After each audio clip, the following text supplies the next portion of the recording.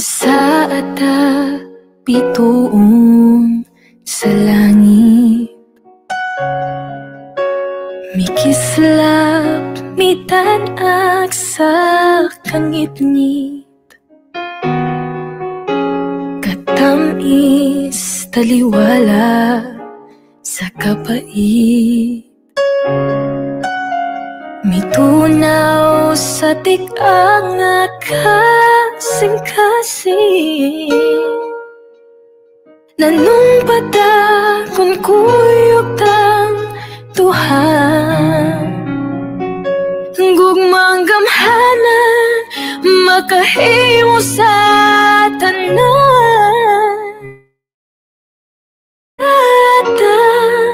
Kung kitang duha kauban, malatas na to ang layong kadagatan,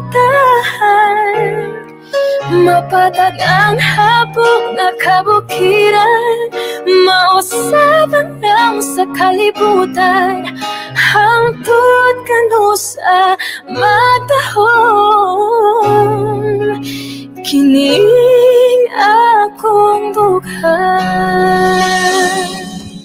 Ang akong kamot imong gihawiran, dungan na tong bag-o ng kalibutan, punon sa kahoy ang napuong lasang, pabulakon ang nalayang tanaman, misatan kung kitang duha kauban, malatas na to ang layong kadagatan,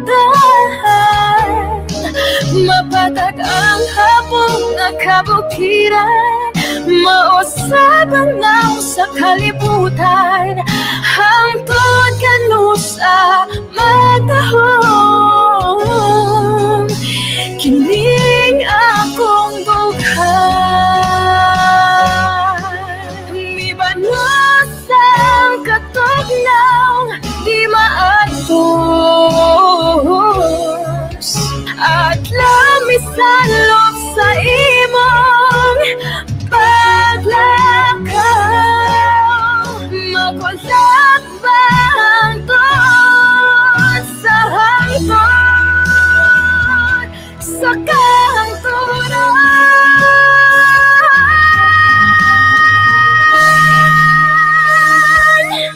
Misata kung kitang duha kauban,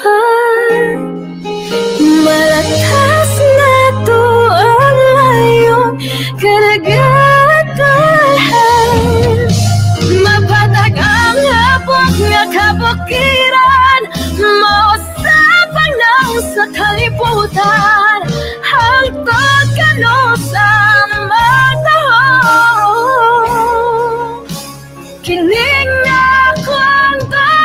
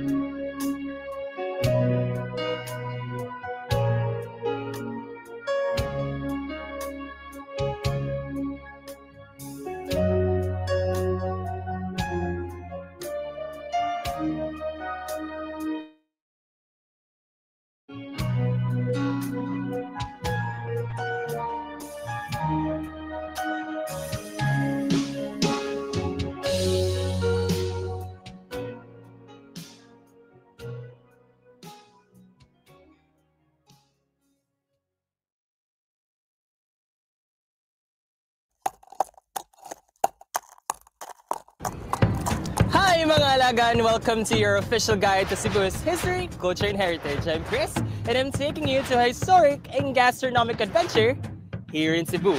Andam-dama mo? Tara, suruyon tangkarang San Nicolas! Kahoy dos Ipares, one of the oldest harness clubs here in Cebu, which is located here at C. Padilla Street, formerly part of the old San Nicolas. Grandmaster John Mac, anong kinahanglan mong gihapon ta magtuon og arnis nga na may pusil? Ehersisyo. Dili man tungod kay nagsigitag pangita og kumbate, ang atong gi-preserve ang atong Filipino martial arts nga bisis atong kaugalingon nga martial arts. Tinuod ba nga inyo ba nagikopya kang Bruce Lee kaning arnis? Dili tinuod kasi Bruce Lee siya may nagtuon sa ato. Kaya atong gisubay ani nga kuan sa istorya pa ang panahon nilang Lapu-Lapu.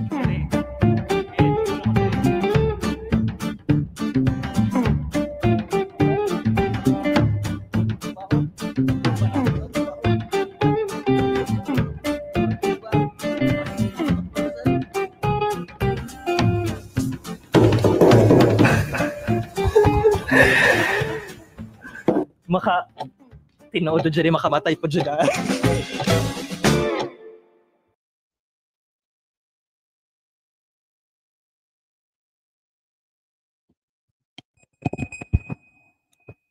Malipayong pagsaulog sa ikasiyam katuig sa Hardin Dagami, naginganlan alang sa bayani sa Sugbo nga si Chief Dagami sa Gabi. Maayong hapon sa tanan, Pamgrass to Cebu Heritage Hotel, in partnership with the Tres de Abril Foundation Incorporated, the D&D Heritage Center, present to you another exciting event, heritage event this afternoon entitled Pangamot, the Journey of the Visaya Native Martial Arts. Maayong hapon to those who are here on site, to those who are very early. Daghang salamat to the Cebu Technological University Arnis team, the very talented and fierce Arnisador of CTU. Daghang salamat for coming to the venue very early today. And also daghang salamat to the others who are here, to the flag tour guides, to the La Liga reenactors, and other from the Nickel Stick Club. Daghang salamat for joining us. Also from other heritage advocates from Mindanao who are here this afternoon. So daghang salamat. So we will be reading in a while the registration to recognize those who are here today in person. And we also would like to say to greet those online already from the University of San Carlos Museum, Daniel Nino Paclihan. Daghang salamat for always joining us. Events. And also to the DepEd Taguig City and Pateros, Araling Panlipunan Supervisor Ferdy Pagaw. Daghang salamat to also to those to the teachers of Taguig City and Pateros. Tumutunghay mula sa sangay ng mga paaralan ng lungsod ng Taguig at bayan ng Pateros, AP, AHP, CIC, RHE, Taguig Heritage Society, UNESCO, APNEB, Philippines, NCR South. And also to teachers Donna Torion, teacher Dalia from Gabes, and Cherina Catolos from Artemio Natividad Elementary School. Daghang salamat everyone for being with us again this afternoon. So this month, of course, this September 22 is the anniversary of our Hardin Dagami, but we are celebrating it today because it is Saturday, and we usually have our events on Saturdays. So it is the 9th year of Hardin Dagami, named in honor of Dagami, the chief of Gabi, which is now Cordova. So Hardin Dagami Rooftop Bar opened ahead of the grand opening of Pamgrass sa Cebu Heritage Hotel, because Pamgrass grand opening was on April 3 of 2017, while Hardin Dagami opened in on September 22, 2016. So that's a few months ahead of the grand opening of Palmgrass the Cebu Heritage Hotel. So we are also celebrating this month the National Teachers Month. Most of our authors of our history books and also most of our resource persons in our heritage events here at Palmgrass are usually teachers, and we honor our teachers, and then the Teachers Month celebration this year is themed with empowering educators, strengthening resilience, and building sustainability. So we say we love our teachers. We have an event last week. I love my teacher. Yes, we love our teacher. Yes, we do. It's a song by, is it by Max Urban? I love my teacher. Yes, I do. Ang dughan ko daw mo buto. So, so we honor our teachers. Society would not progress without our teachers, but our teachers are also facing so many challenges today. So we are one with our teachers in fighting for a better situation of the educational system. So last week, we also had a conversation with a teacher, the Regional Federation of Teachers Association president, and you can check our conversations last week through our Facebook Facebook videos and also at our YouTube channel, Palmgrass the Cebu Heritage Hotel. So, daghang salamat to Polido. I hope you will be coming on site. Online lang ko, Miss A. Polido from DYRF. Oras day sa OFW karon. So, we hope you can come on site and be a reactor this Monday, Paul, as we have our also conversations with our journalists as we celebrate the 33rd Cebu Press Freedom Week. So, Cebu Press Freedom Week this year is celebrated from today, September 20 to September 27, 2025. So we honor, so the theme every year of the Cebu Press Freedom Week, so this is now 33 years, so it is usually timed during the commemoration of the declaration of the martial law. So we remember that during the martial law years, press freedom was not exist. It did not exist. So there was no press freedom during the martial law, and that's so when the press, the Cebu Press, along with all press organizations, with the media all over the Philippines, fought for freedom, for the freedom of the press. So it is enshrined in our Constitution that there is the right to free expression. There should be no law abridging the right to free expression. It's in our class, in our ethics, media ethics, how many years ago. So the theme is celebrate press freedom by helping defend it. So we celebrate the freedom of the press by always remembering that to be one with the media people in defending press freedom, the right to free expression. So there are so many celebrations about there are so many activities to celebrate the Cebu Press Freedom Week. So if you have seen our post today, we said we honor the courageous voices who stand unwavering for truth and free expression. Indeed, celebrating press freedom is more than giving a tribute. The voices and truths of the people must be protected, and the efforts to uphold the right to speak, to be heard, and to seek justice for all must continue with renewed vigor. So that's in our post today to greet everyone, to remind everyone to celebrate the Press Freedom Week. So today, there is also something that happened today. How many hundreds? 500 years, more than 500 years ago. So September 20, 1519, that's nearly 2 years before Magellan's arrival in Cebu.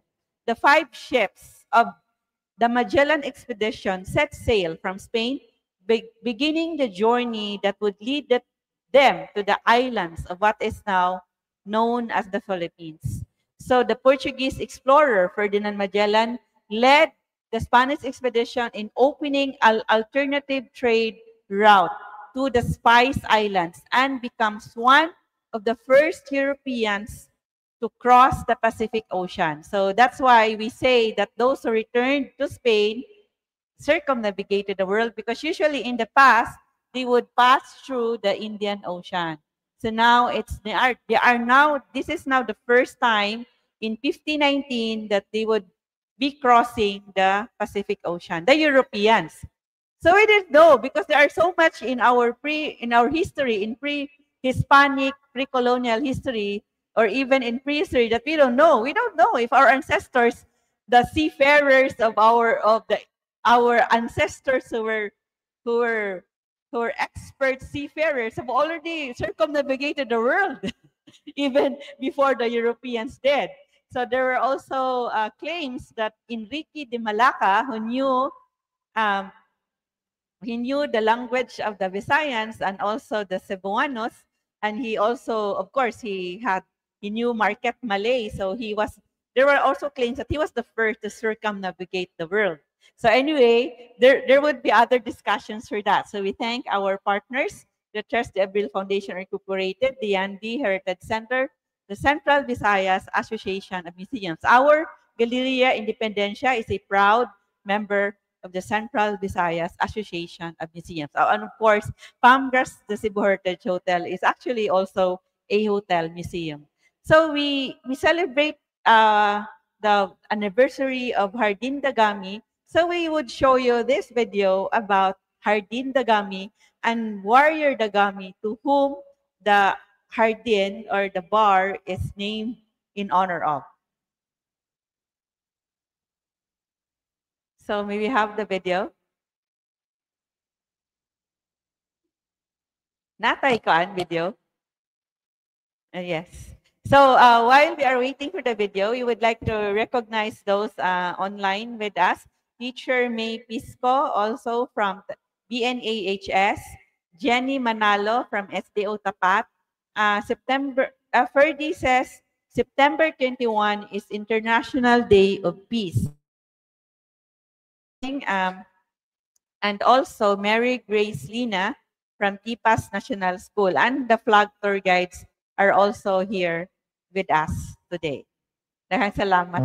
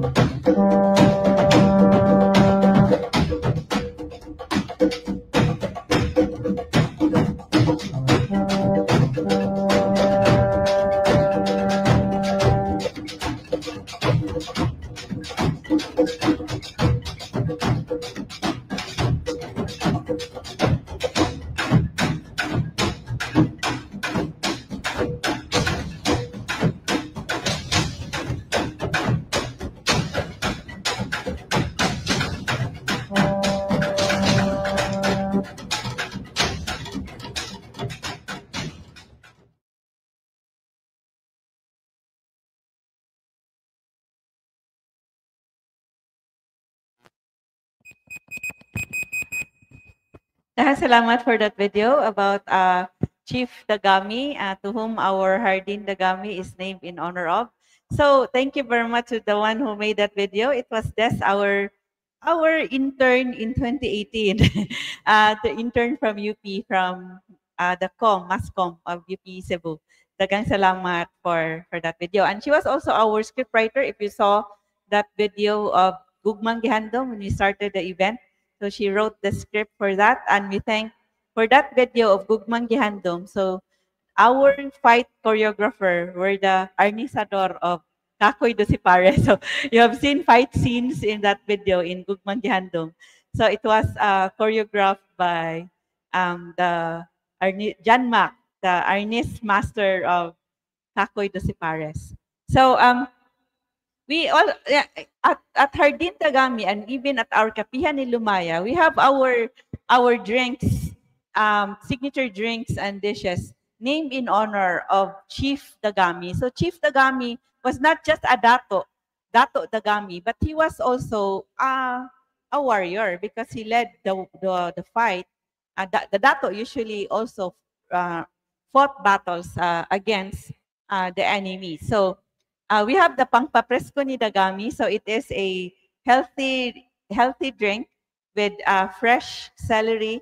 Masyaw na nato with the Pangpapresko ni Dagami drink. Usually in the past, they would give me the cocktail, but today, this would be reserved. So Pangpapresko ni Dagami with fresh pineapple, celery, orange juice, and even lettuce.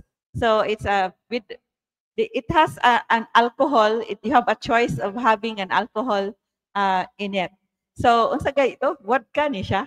Kalimut ko sa ikon ani unsang alcohol ani. And of course our kinilaw nga isda, our kinilaw nga isda is also named in honor of Dagami. Kinilaw nga isda ni Dagami.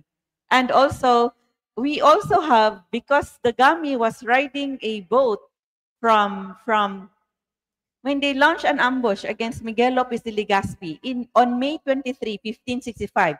So you already know that the troops of Miguel Lopez de Legazpi arrived in Cebu. Kanasa? When did Legazpi arrive in Cebu in 1565? Hala, di ba din, Dates siya. When did Miguel Lopez de Legazpi arrive in Cebu? On April 50, usa nga date, 1565. Kano saan na? So, kinsay maka-answer be? So, walay maka-answer dire? Walay ni answer online. Kamo, kano saan ni abot si Miguel Lopez de Legazpi in Cebu? Hello, ay di man day kuno kay my teachers also in college said, in history said, we should not be so concerned about lessons in history. But then how could we know the lessons if we don't know the facts? So, kanasa ganito, it's the same day, the same date as the Battle of Mactan, but different year. Kanasa, when was the Battle of Mactan? Ala, patay ang sa history teacher, Anibe. Ala, pautalo na history teacher. When did the Battle of Mactan happen? Kanasa?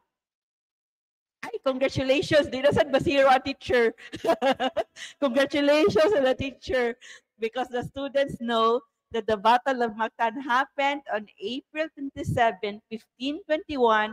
Kinakita nyo sa video, di ba? 44 years after the Battle of Mactan, the Miguel Lopez de Legazpi returned to Cebu, and that's April 27, 1565. So what is in April 27? It's the favorite time of the year for the colonizers to come to Cebu. So, kanang mga March ug April. So, because Dagami was riding a boat, maybe a war boat, we don't know, from Gabi to Cebu to ambush the troops of Miguel Lopez de Legazpi. That's why our Hardin Dagami roof deck bar, its bar counter inspired by a Caracoa. Can we show the Caracoa?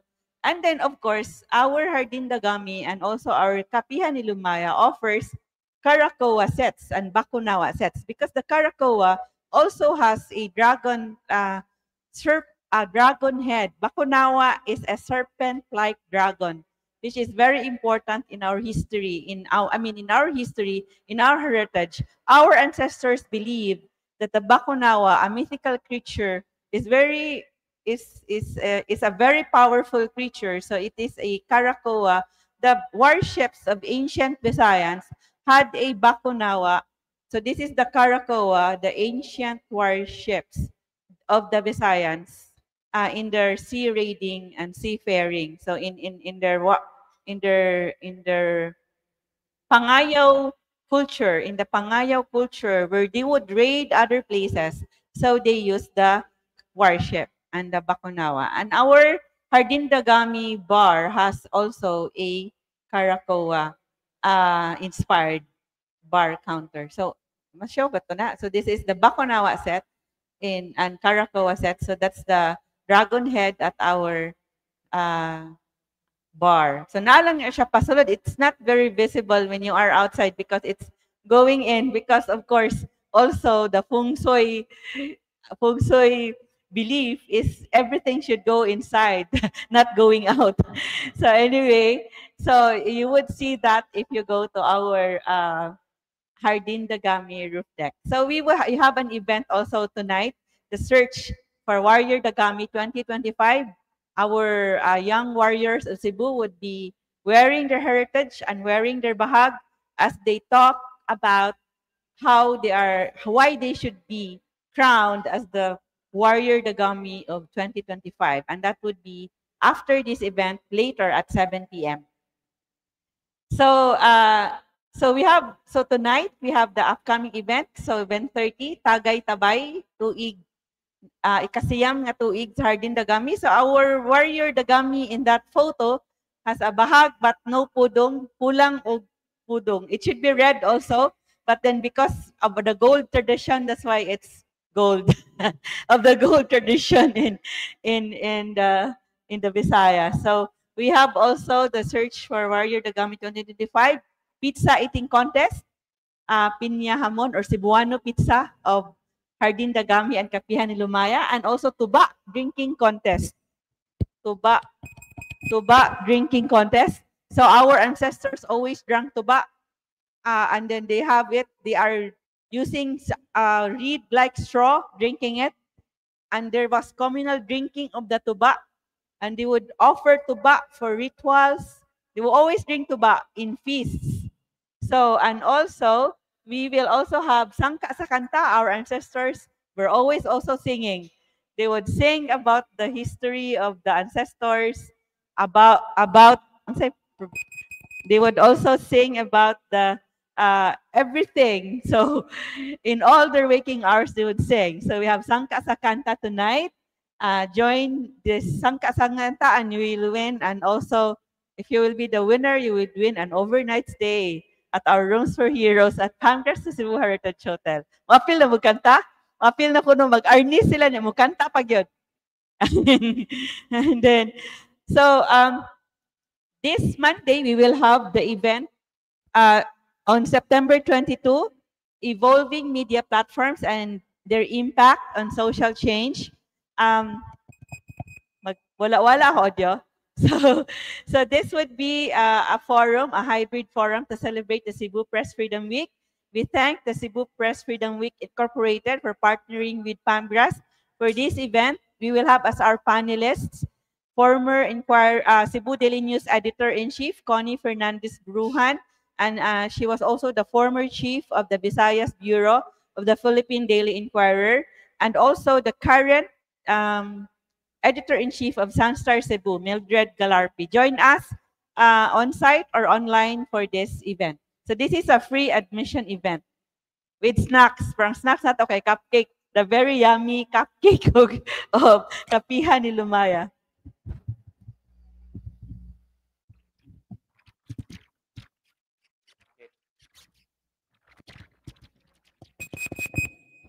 So, that would be this Monday, and also join the Women Literary Arts of Cebu online for their anniversary, which would be live streamed at the PAMGRAS page. On-site participants are by invitation only. So if you want to join, send a message to the Wila group. We would be posting about it. And also, on October 4 would be the exciting film screening Cebuano films by Sam Costanilla, Mama Mayumi, and Bangaw. Also, nana diha si Mama Mayumi o Bangaw. And also, on October 11 is the Bansay, mo na siya ang 2 films on October 4 that would be shown. On October 11 would be the Bansay Balak Cebu Island Poetry Workshop and Contest. And to those senior high school and junior high school students who would like to join, please send your poem and your details to our to the email address and also to the link given in our posts.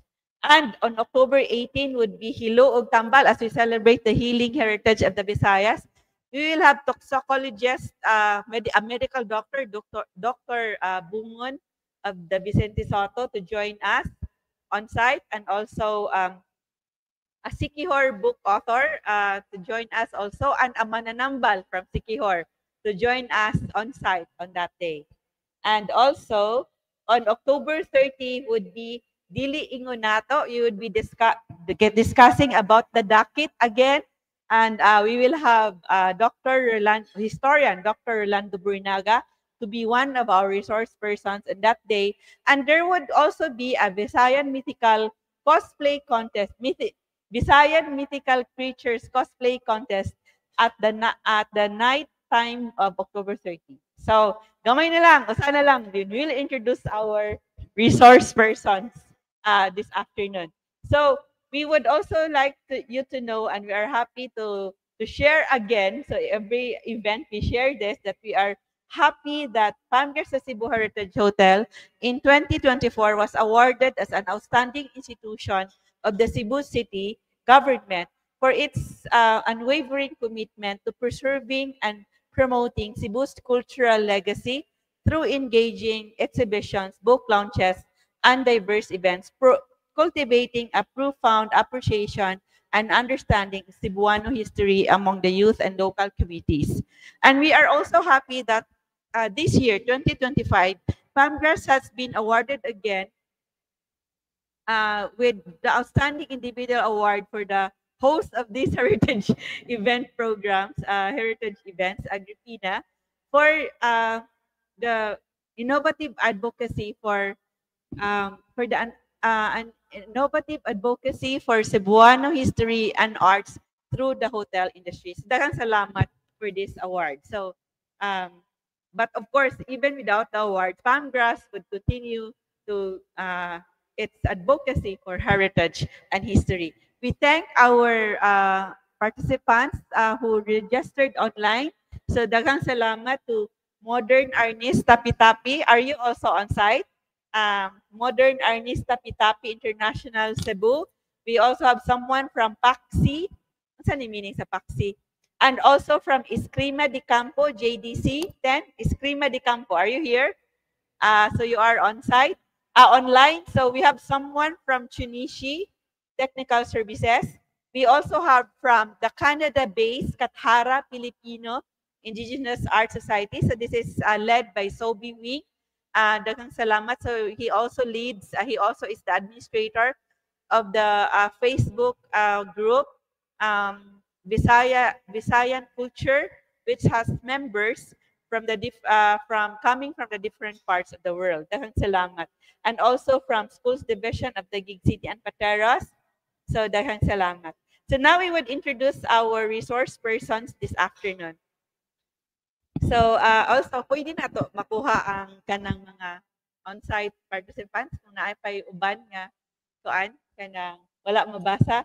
So daghang salamat to Juliet Di Fiesta for joining, and also Carmeleta also asa ang registration for that they would start. And then also Shirley Salinas, daghang salamat to Margie, daghang salamat for joining us, and Teresa Ramel. So we also have from Balay Kasamtangan, asa man ni si Nikki? So Balay Kasamtangan is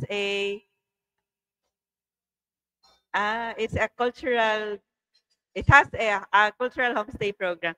So daghang salamat to Nikki for joining us, and also to the flag tour guides.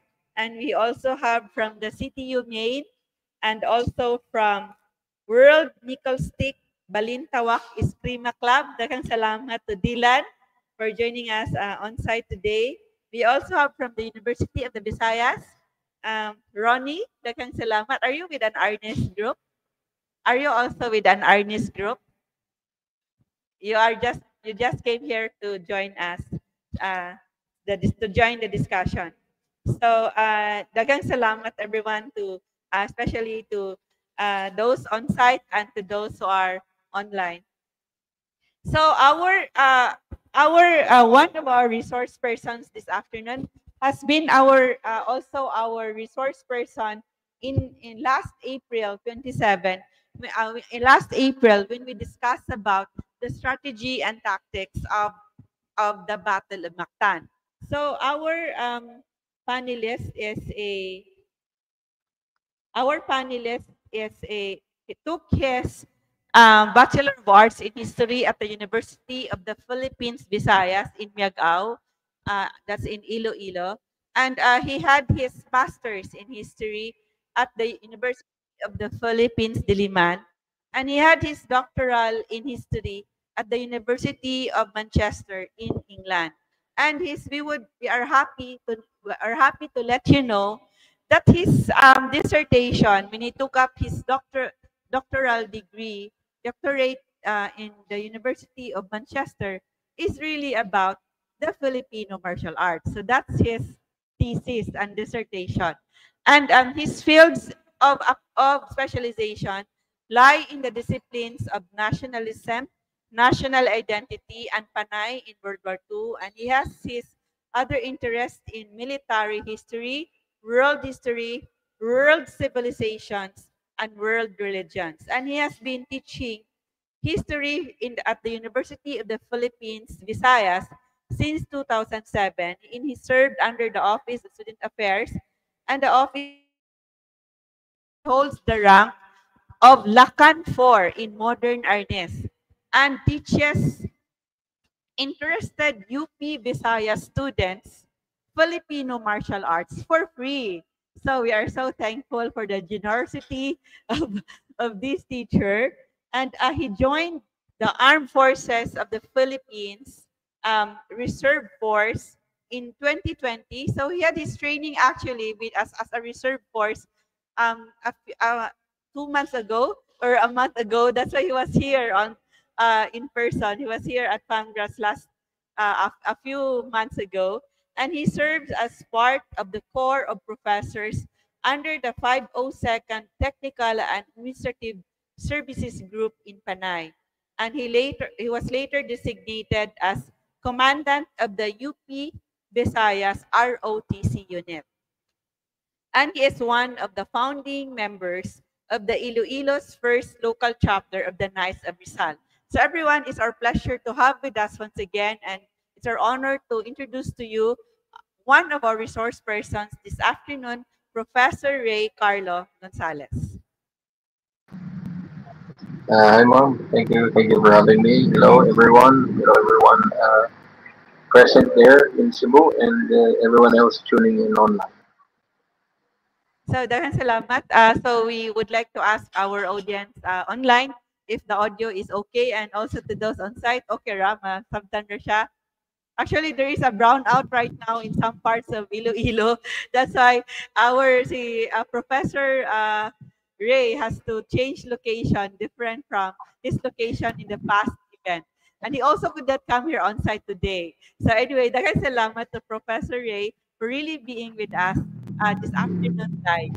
So our next resource person is live with us on site in person and this afternoon. He is a licensed professional teacher. He got his Master's of Arts in Education, teaching PE and sports, and he is an international technical official in Arnes, and he is a member of the National Committee on Culture of the Art, National Commission of Culture and the Arts for Education, and he is also a volunteer cultural mapper of the Culture and Heritage Affairs Office of the Cebu City local government.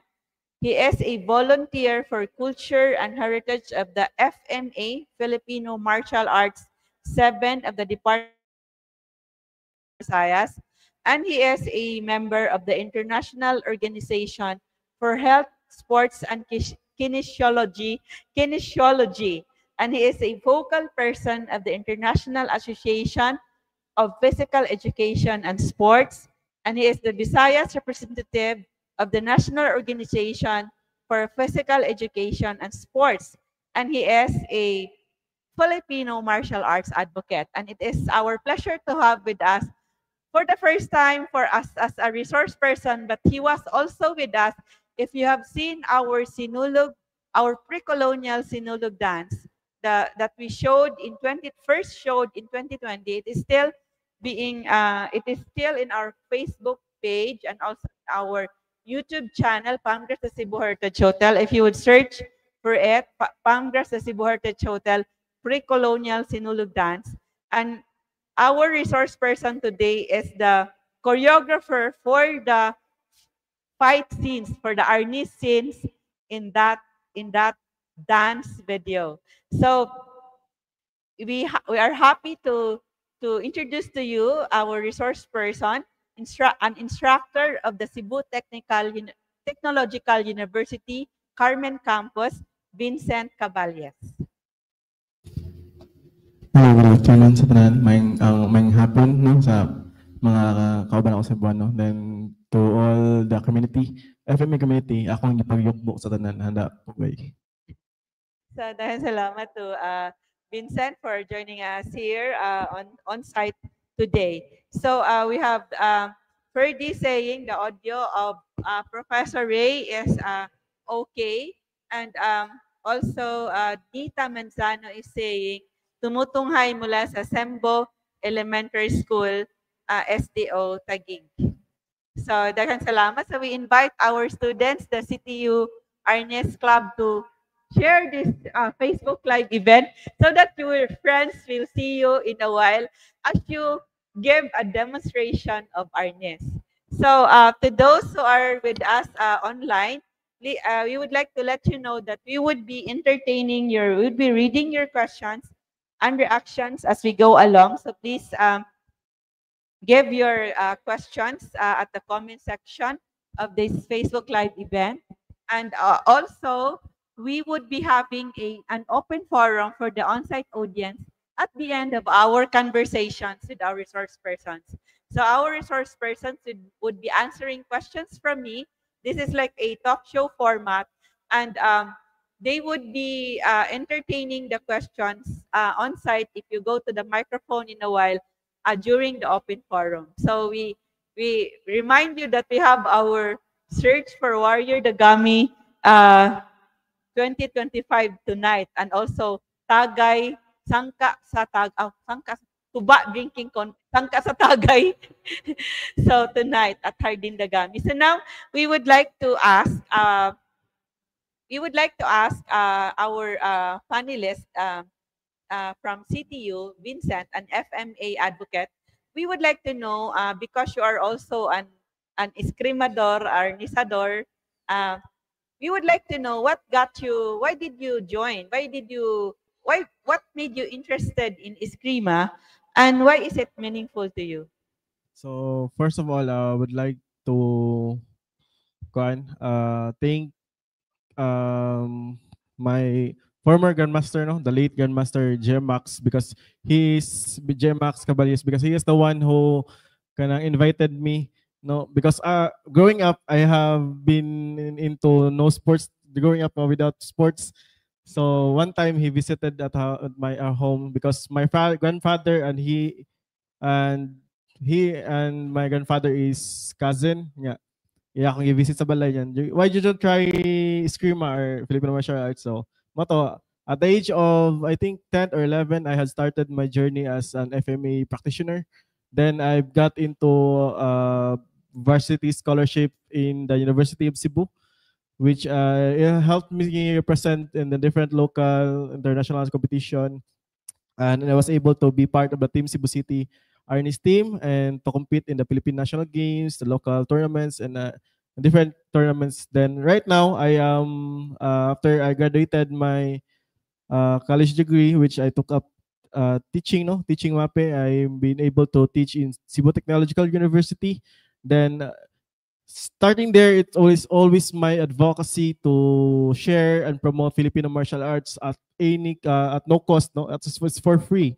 In fact, we're being contemplating program for the community, for the tanod and the local teachers as in response to the timely need and the mandate of the Department of Education, in which Arnis must be a what we call kanang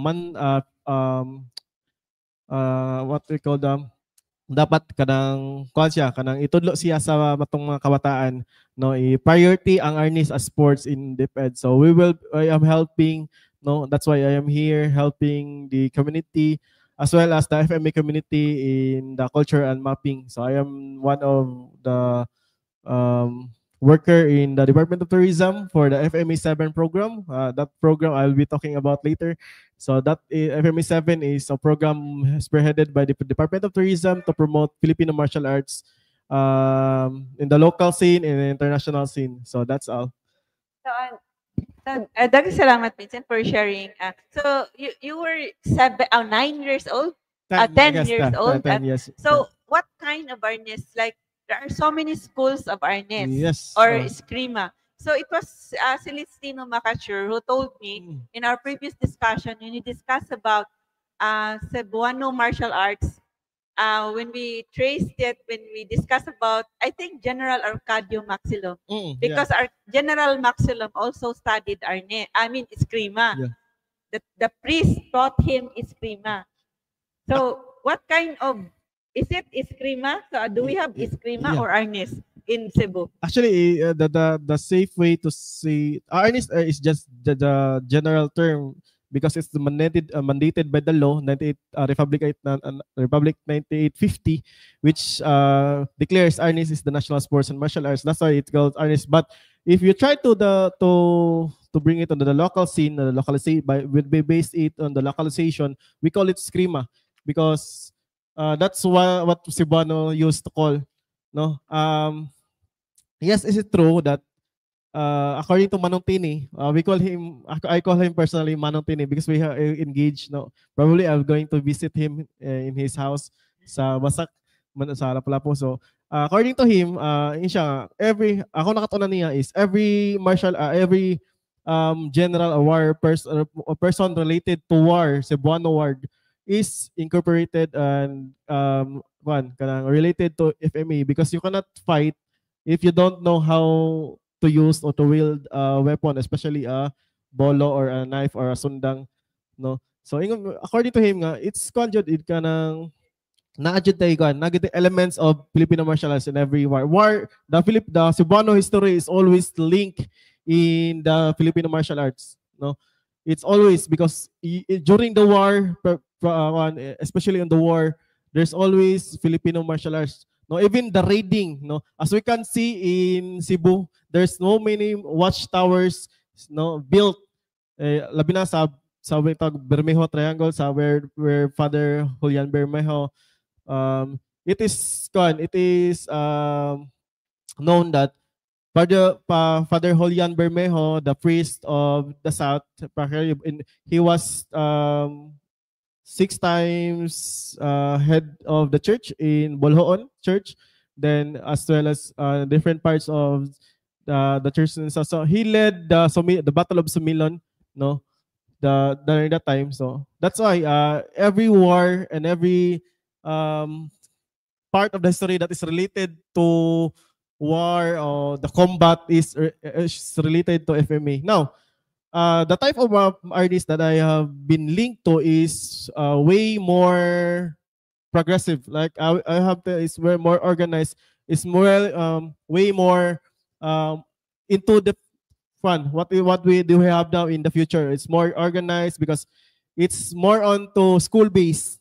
No, we have a different. We have the club-based system. We have the school-based. What I have learned is school-based and more related into the sports. No, we have, because Arnis doesn't have a run only on martial arts and sports. No, it's also cultural. No, and it's also an heritage. because arnis is not just martial arts sport. It is also an intangible heritage. It is a skill that can be passed through the generation from generation. So dira ko na sword, no, nga nakat-on ko through martial arts, then I transformed into sports, and right now I am doing cultural works, no, in relation to the intangible heritage of the side of Screama. So that's all. Dahil salamat to Vincent for that. So we have also Joselito Gabuya from the Plug Tour Guide saying it's an honor to be here. He is online, right?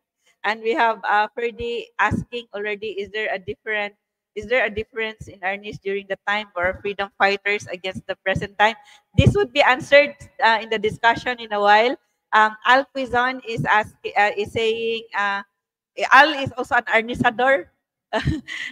Greetings, and the president of the Plug Tour Guides and former national president of the Association of Tour Guides in the Philippines. Greetings from the Frontliners Lecturers Academy and Guides Guild Incorporated, and Kathleen is sending so many hearts. So, student din mo, si Kathleen.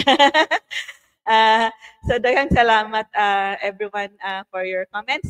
So, BC, did you already answer this? How did Screama, for you in your research, how did Screama grow in Cebu, and what stories from our history does it carry? If you try to look back into the pre-colonial times, no, Screama, there's no word Screama. You cannot find the word Screama. You cannot find the word arnis, because these terms are Filipinized terms, no, Filipinized Spanish terms. But according to Doc Jobers, when we have our conversations, ingon siya nga, they cannot find that words because there's no relation, there's no arnis, because during the pre-colonial time, according to the book of Pegafetta, ingon siya nga, ingon si Doc Jobers nga, ang term nga imo makitaan in relation to the combat is asdang. And asdang is move forward or attack, something like that.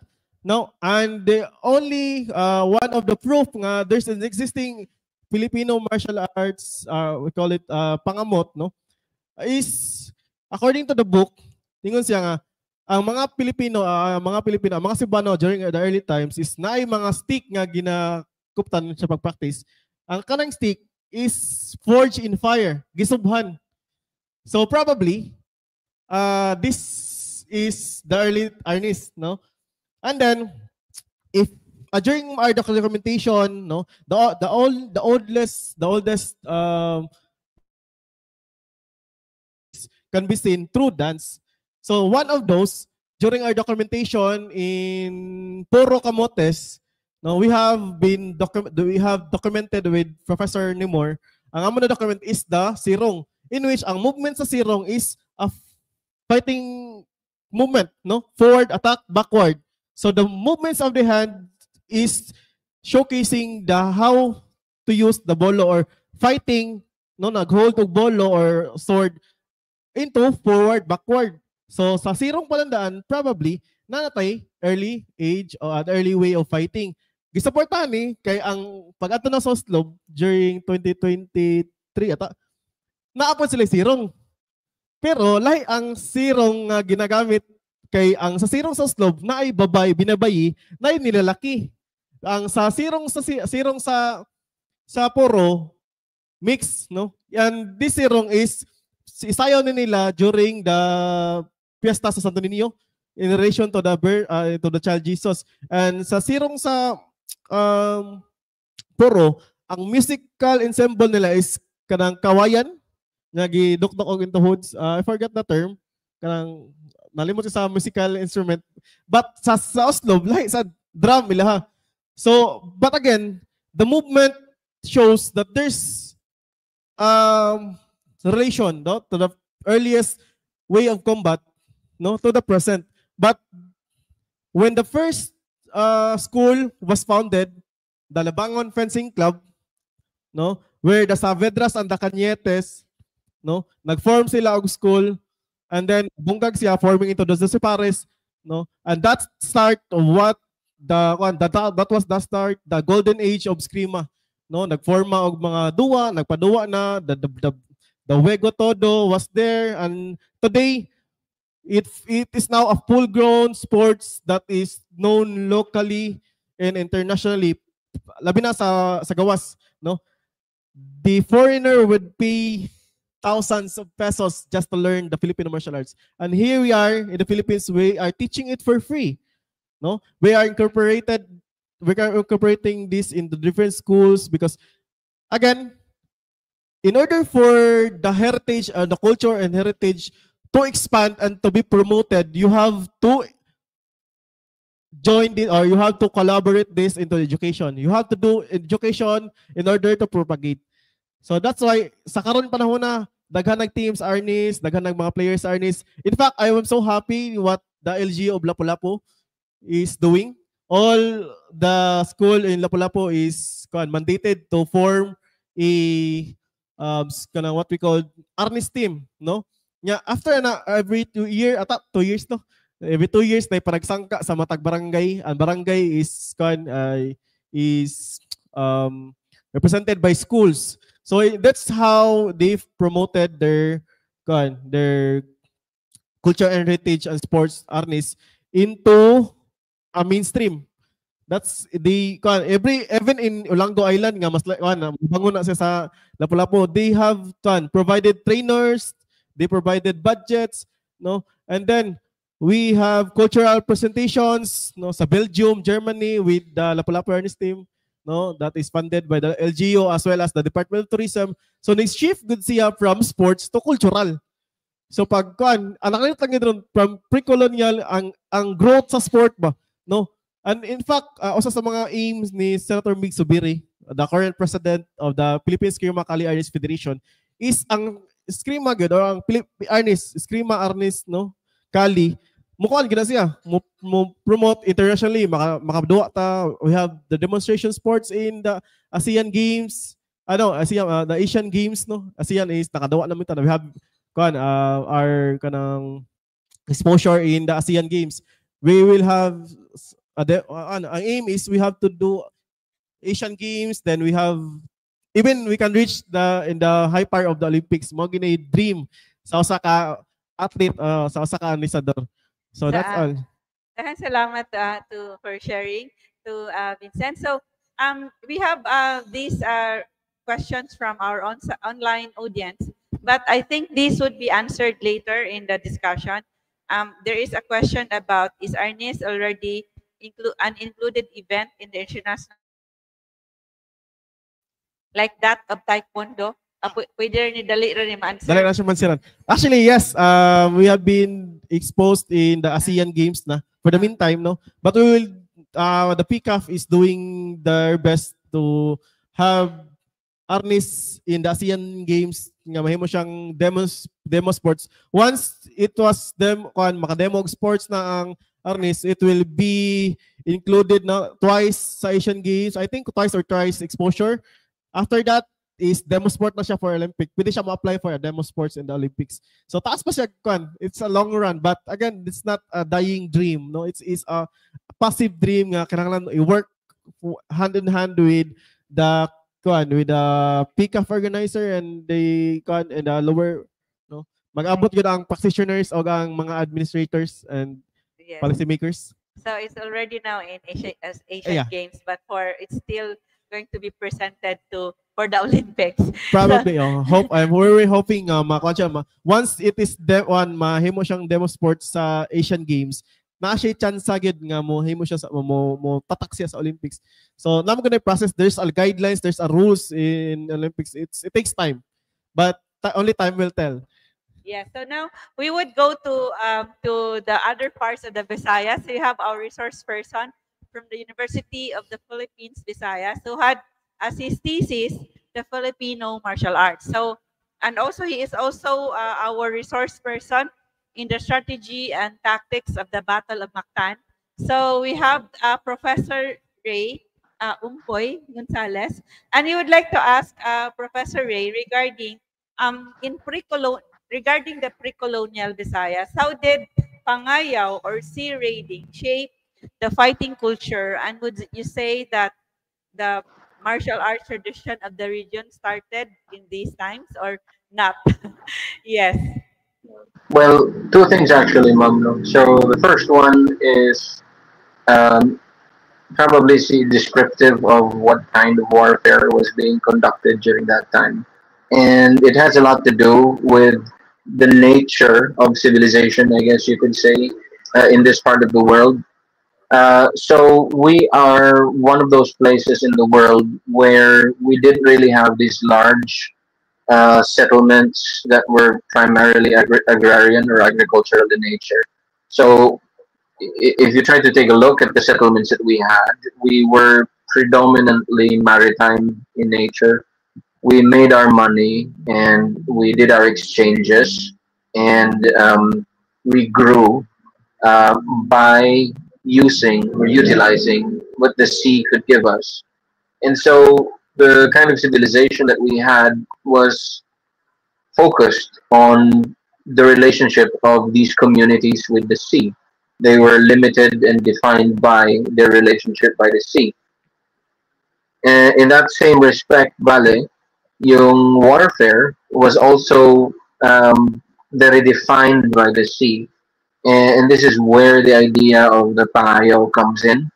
So if you take a look at the way that the pangayaw is conducted, it's usually very effective when it's some sort of surprise attack, and it usually is designed with primarily for the purpose of securing slaves or resources. And more often than not, if a community is uh, ready to defend itself from raiders, the bio itself tends to fail. So, once the warriors of a settlement, for example, are alerted and they begin to draw their shields, the conflict tends to not get resolved within a matter of hours, and so the raiding party tends to leave. So, on one hand, you had that idea of um, our being Tassalocratic, being water, being governed by water, being defined by my relationship with water. Your the culture kind of warfare that you would have would therefore be also attuned to seaborne raids in that respect. But on the other hand, the second question has to do with, does it really define the martial arts that we have? Well, you could probably argue that we had some kind of martial culture, but if it came in the form of the arts at that point in time, it's not really very clear to say. Especially when you're referring to the kind of martial arts that we practice in the present. If you take a look at the archaeological evidences that you have during that period, for example, you'll notice that conflicts tended to be fought with shields, spears, and bows, rather than, for instance, short sword or certainly fire hardened sticks that we often associate with FMA today. So, Professor Ray, I would like to, I'm just curious, what made you decide to choose the Filipino martial arts as your topic, as your subject matter for your thesis?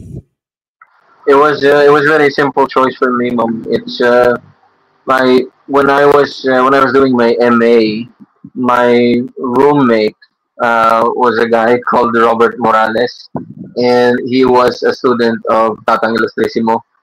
So he taught me Kali Ilustrisimo, and I fell in love with the sport. When I came back to Iloilo, there was no one here to teach me Kali Ilustrisimo, so I started learning modern arnis, and the more that I got exposed to it, the more that I was playing with the idea of coming up with some kind of research that had to do with something that I love to do.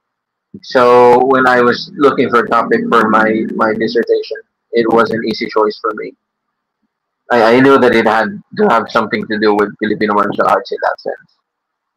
Yeah, so I'm just curious, in your studies about the ancient, the maritime traditions and also the ancient warfare of the that the Visayans engage in pre-colonial times. Were there descriptions of how our warriors fought, the description of the weapons and their methods of fighting in those battles? I guess the short answer for that, because they're really, this really deserves an entire course in itself. Um, the short answer is that we tended to fight in small bands. Roughly, the largest of these bands would tend to be 100 people per group, and then they would congregate in some form of amphibious assault, and then they would range for something like 40 to 100 kilometers. But surprise was the key. So, if you know the idea of a blitzkrieg, a lightning raid, its success really hinged on its ability to surprise someone. So, for the most part, before the Spaniards really arrived, um, that was kind of like the nature of warfare on the islands, and it mattered how you settled, your relationships with your neighbors, because it protected you from their own capacity to raid you, or it limited your own capacity to raid them. So the short answer is seaborne blitz raids. Yes. So, dahil salamat to Professor Ray. So, stay tuned for the demonstration of Arnis. And aside from that, also for the warrior, pre-colonial warrior, saan na siya? Modeling to be done by Ferdinand Ascaraga of Bagong Teatro Honquera, and also a heritage advocate who made the pre-colonial Batanaw earring. So, mag-ilis na ka. Oh, niya, no? Sa gabi na rin ka? Di ka mo show karon? Magsalida ka karon. So, pwede sa nato i-remove si Professor Ray Con. I would show some books here. So, we have to describe about the book of about the warfare, because Chief Dagami of Gabi on May 23, 1565, launched an ambush against the troops of Miguel Lopez de Legazpi. So he sailed from Gabi, which is now Cordoba, going to Cebu City, so which is very near the fort. So what they did was to launch an ambush. So there were a group of warriors led by Dagami, Dato Dagami, and they were successful in subduing, in defeating the troop of the assistant of Miguel Lopez de Legazpi, Pedro de Arana, and cut off his head and brought his head to Gabi and made a feast with it. But then 2 years after, he was killed on. He was betrayed by Dato Tupas, and Tupas was blackmailed. He was threatened, so he squealed on. He was able to inform Legazpi, who was the leader of the revolt that is going on. And so Dagami's head was also cut off by Miguel Lopez de Legazpi, and his head put on a pole near the fort where they launched the ambush. So diha sa dapit sa Fort San Pedro, diha siya ng ambush. He made the ambush there, and his head was also put on a pole near the fort. Pero wala pa na marker. Historian Ian Alfonso was telling me, like, in that 500-year celebration, he was sharing with me that there should be a marker for Dagami, and he didn't know about Dagami because he thought that the first martyr of the revolt against Spain was the nameless warrior of the Battle of Bangkusay in 1571. And then when he found out about Dagami, and he found out that it was actually Dagami, the first martyr in the revolt in the resistance against the Spanish occupation. So he said he already had a book. He need to edit his book because, of course, Palmgrass is the first to keep on talking about the Gami because of we know about Lapu-Lapu. Our seventh floor is named in honor of Lapu-Lapu, but our bar, which is at the seventh floor also, is named in honor of the Gami because we want the people to know that there are more heroes in Cebu, not just Lapu-Lapu and not just Leon Kilat. So you would find out also that the head, I mean, in our discussions in the past, there were already discussions like from Dr. Vic Villan of UP Diliman Department of History, that there was a belief in pre-colonial times that if you get a part of the body of your enemy, the power of your enemy would transfer to you. So this pugot, kung sa ato sa Bisaya, Tagalog ng pugot, no? Unsay Cebuano sa pugot? Pugot taga Bisaya gihapon, no? Pugutan og ulo. So there is a book here, Head Taking, Ritual Cannibalism and Human Sacrifice in the Philippines. We also have discussed this in our tattooing, that it was found, it's in the northern part of our islands. They also have this belief that you would cut off the head of your enemy and bury it, and 2 years after, you get the different parts of the body and put it in your weapons, in your shield. So even the Karakoa, the warship of ancient Visayans, they also put some parts of the body of the enemy in the warship. So it becomes an anting-anting. It becomes also an amulet, the parts of the body of your enemy. Until today, so that's my interpretation why in Siquijor, they would also get part of the skull of the dead, the skull, and they would put it in their medicine. So anyway, we would know that in ancient times, our ancestors did pangayaw. Even in 1100s, there were accounts of Karakoa. So ma-show na to balik ang Karakoa, Michael. So there is our Hardin Dagami bar counter has a Karakoa, has a bar counter with a design of a Karakoa or a worship of the ancient Visayans.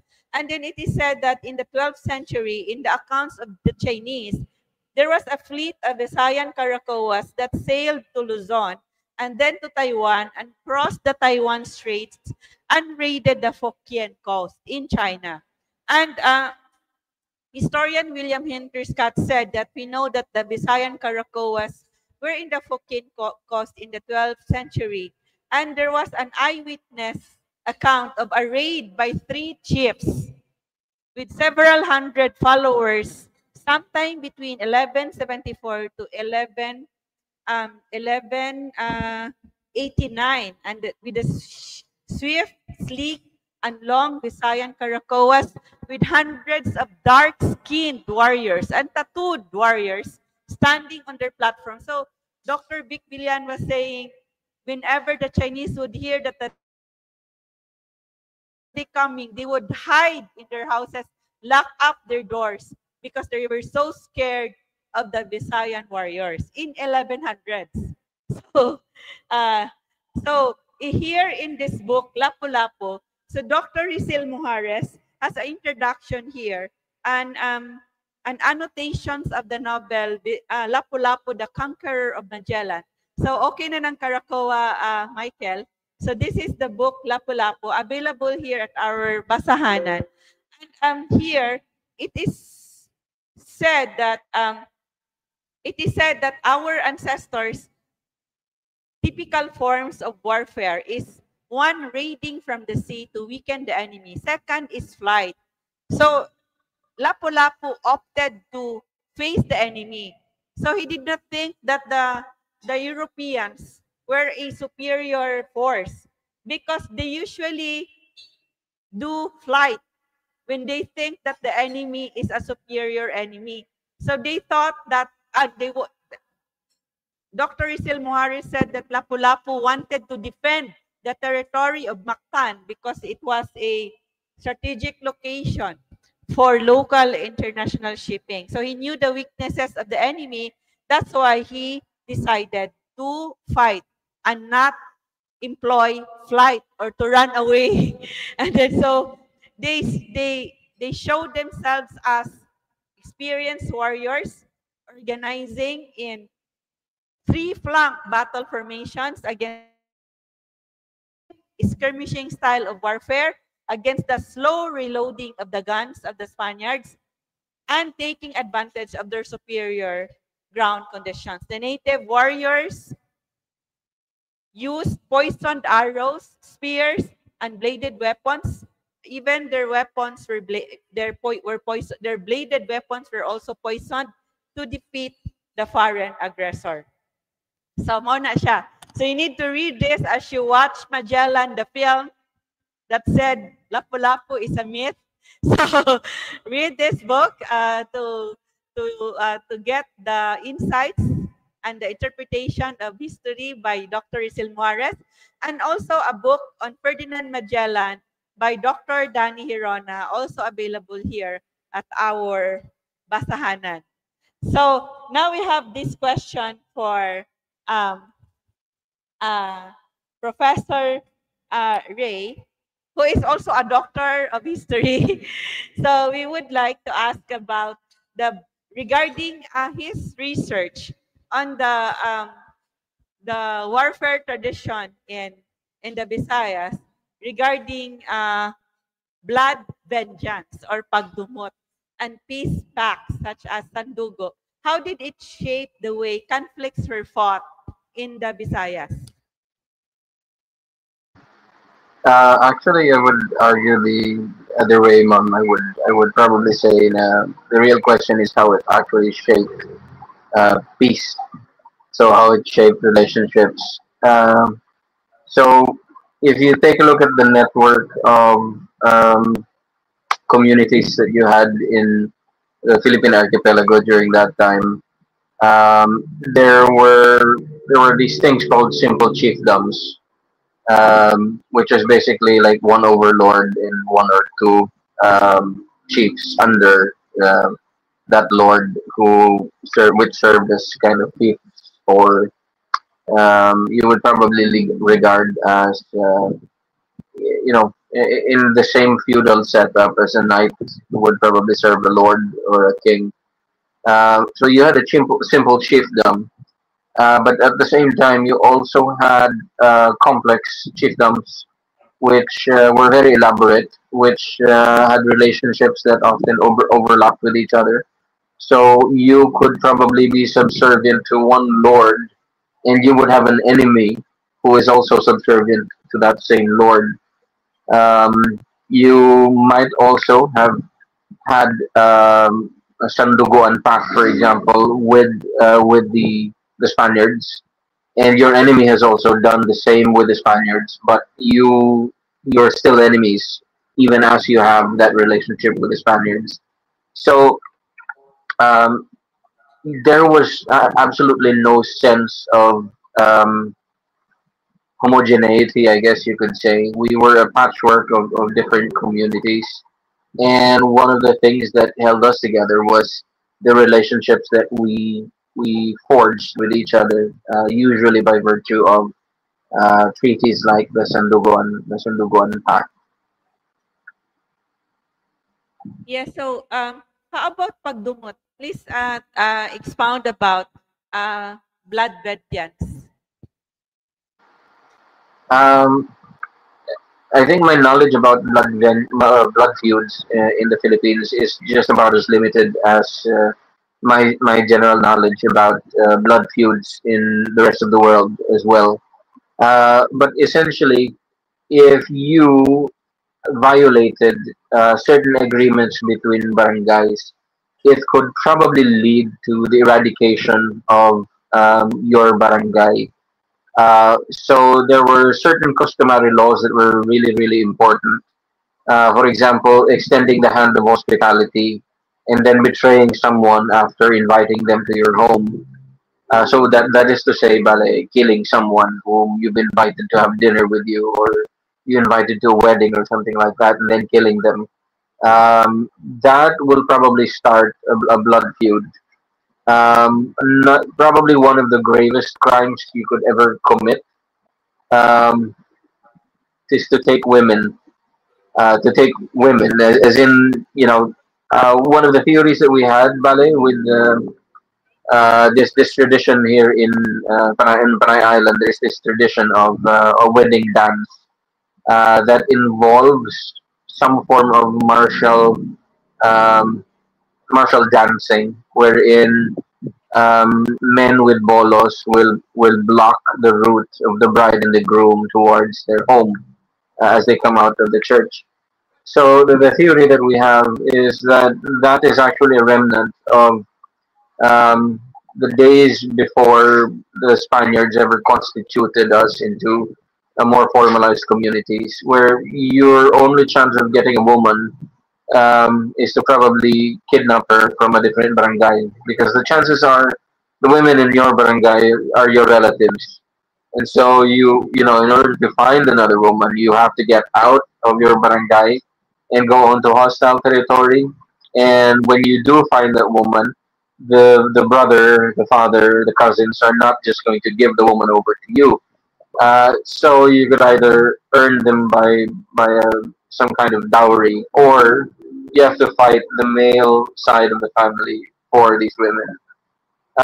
So essentially, these are some of the examples of the things that cause people to have feuds in general, but the blood feuds usually are reserved for they're really reserved for, you could probably think of them as the what are regarded as heinous crimes, or crimes that violate the sanctity of barangays. And then, in response to how do you resolve these blood feuds, for instance, how do you stop them from keeping on happening?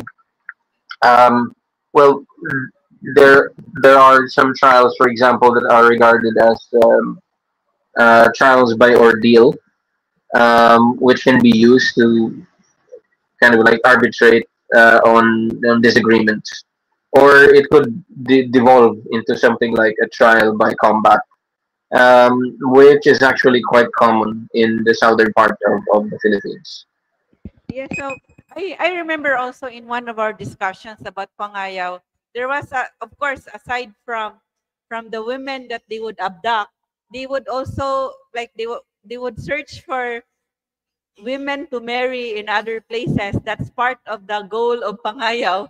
So aside from that, of course, the iron and also slaves, right?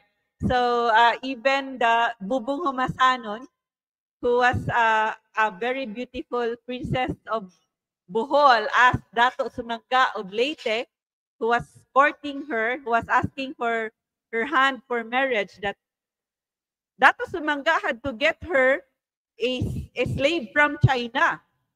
So, and then Dr. Rolando Bernaga was saying something about abduct now, marry later. So they would do that because they wanted to look for women in other places.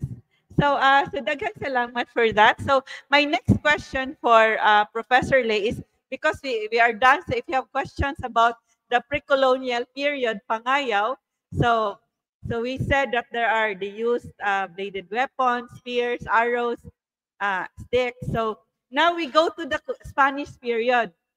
So if you still have questions, you put it at the comment section, or for those on site, you can ask it at our open forum after this conversation. So my next question for Professor Ray is, during the Spanish rule, how did the Visayan martial arts, martial practices develop in response to the raids and also to colonial encounters? Well, according to my own research, per se, ma'am,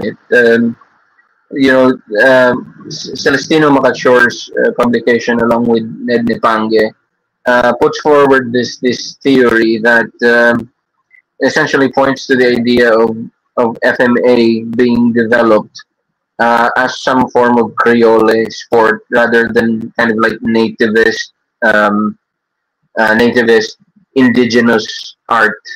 So the Creole aspect of it, ballet, it proposes the idea that we shared a similar historical anxiety with the Spaniards over the things like the Dutch raids or the Moro raids, for example. So we shared this historical anxiety with the Spaniards, and the solution was also, a product of symbiosis, you could say. So FMA was developed um, as a result of the mixture of two ways of fighting. So yung argument po that is really important here is that that realization actually does not or should not take away the idea that FMA is nevertheless Filipino just because there is a European component to it. If any, you could probably imagine that Filipinos or natives, I'm using the word natives kasi yung term na Filipino doesn't really emerge until in the way that we use the word. It doesn't really emerge until the the late 19th century. So the Indios per se were introduced to Spanish Renaissance fencing, and they saw what it looked like, and they were probably taught how to move like it.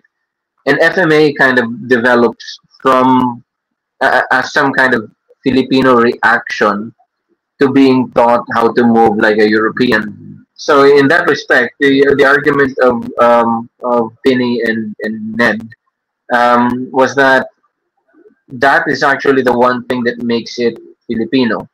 And that is also incidentally the more recognizable movement, the Creole kind of the mixture between indigenous forms of fighting and Spanish Renaissance fencing, and the way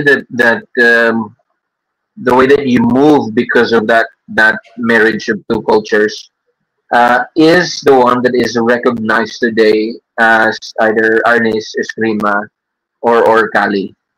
So in that respect, if the question has to do with how did the Spanish period or how did Spain influence FMA, I'd say that 50% of the equation is actually Hispanic, and the other 50% is, as my teacher once told me, si Master Bambit, Grandmaster Bambit Dulay, his argument was we took something and then we moved like natives, and that became Filipino martial arts.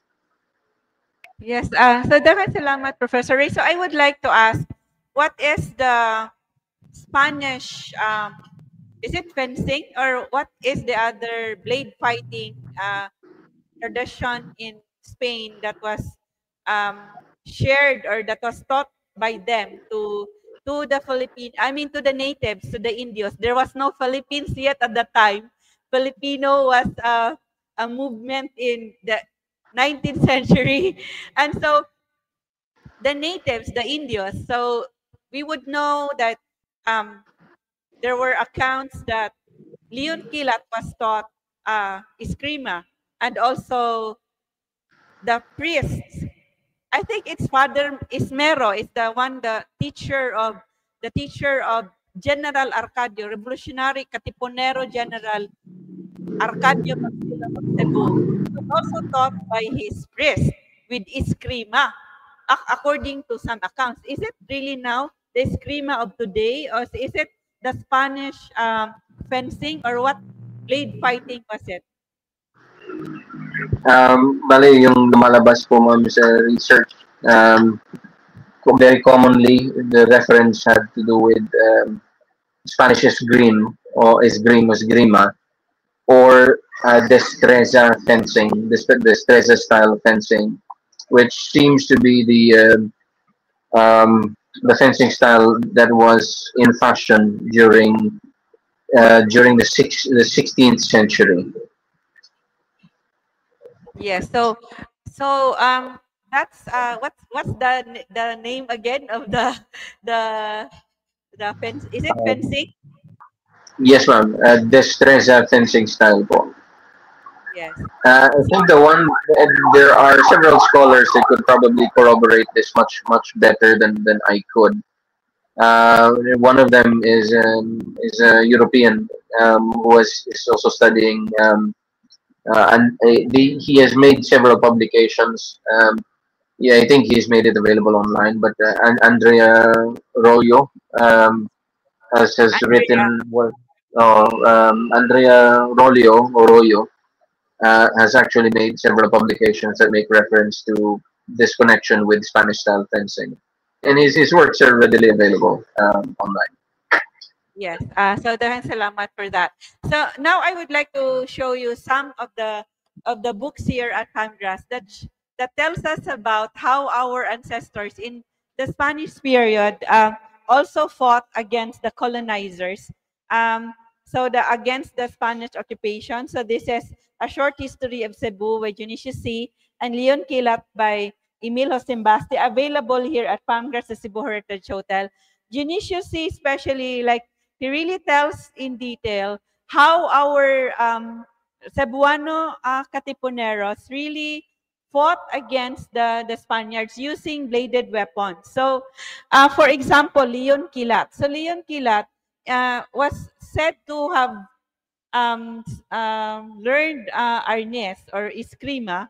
And during the Battle of Mactan, I mean, Battle of Tres de Abril on April 3, I would like to quote that it is said in this book by Leon Kilat that the Katipuneros knew that the rifles of the Spaniards only had 5 shots. So they would drop on the ground while the Spanish soldiers are firing.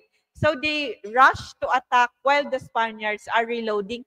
And they would rise up, swing their bladed weapons, and it would become it became a hand-to-hand combat. So mao na ba ng pangamot? So, mao na pangamot. It became a hand-to-hand combat. And Leon Kilat personally led his men in that hand-to-hand skirmish and beheaded Lieutenant Cueto, the Spanish soldier, Lieutenant Cueto, with his kris. So we have a kris here. I have a kris here with me. So this is displayed at our. So this is really from Marawi, a kris from Marawi. But kris is a tausug weapon, not Maranao usually.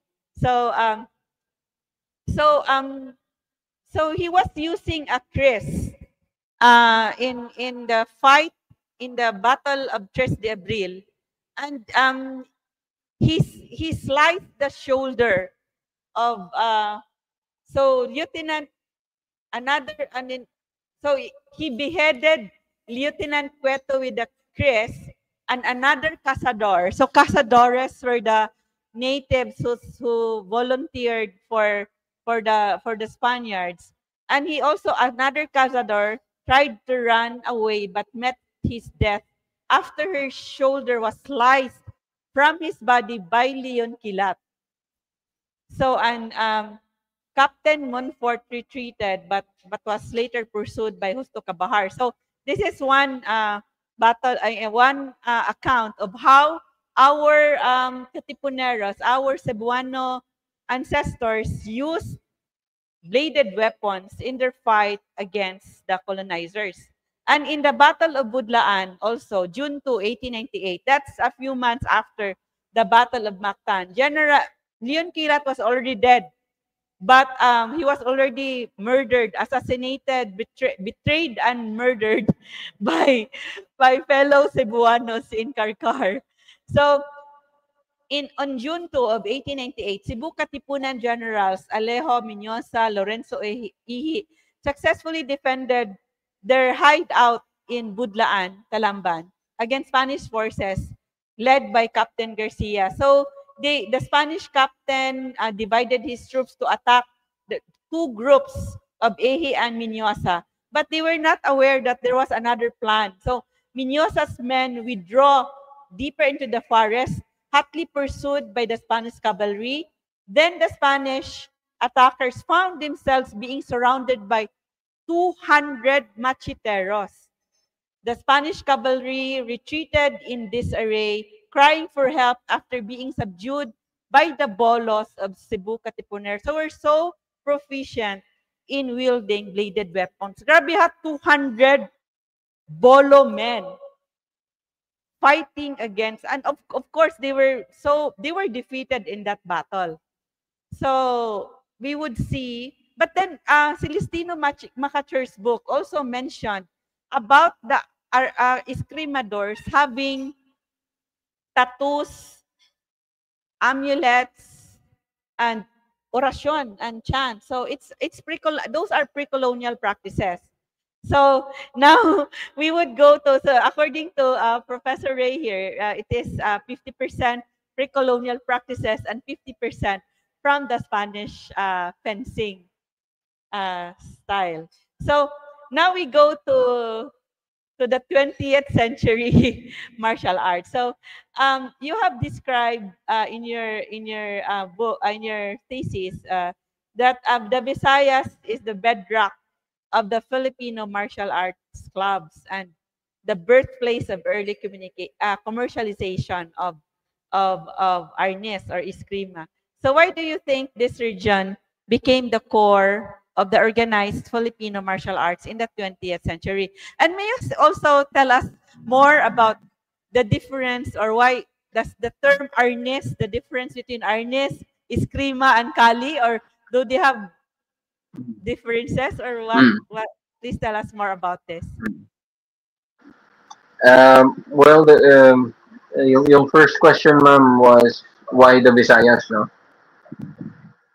All right. So the short answer to it is that of all the places in the Philippines, the Visayas is probably one of the, if not the most Hispanized area. I mean, they were here first, and then they left here last. So, for example, they arrived in Eastern Visayas at the very, very start of their conquest. They started with the Eastern Visayas. And at the very, very end of their conquest, their occupation of their colonial rule in the Philippines, they left from Western Visayas. So the Visayas was one of the first and last places that they've ever been to. The people that they used as they moved to occupy the north and they moved to colonize the south. Sorry, the south. They were from the Visayas. You had a very long relationship between Spanish authorities and Visayan followers. And so the short answer is that there is just this much longer time that you have been exposed to the Europeans, the Spaniards, in that sense. And also that your first conscripts, your conscripts at the time when Spain was still probably what you would regard as existing within the period of the late medieval ages, as opposed to the so if you take a look at world history, for example, the warfare tactics that were being employed in the 1500s and the 1600s were a little bit different from the tactics that were being employed in the 1700s and the 1800s. And during the 1500s and the 1600s, the Spaniards were here in the Visayas, and I think that really is that period when you have native fighting kind of like merging with Spanish ways of fighting into what would eventually become recognized as Filipino martial arts. Yung second question, ma'am, has to do with the terminology. Is that right?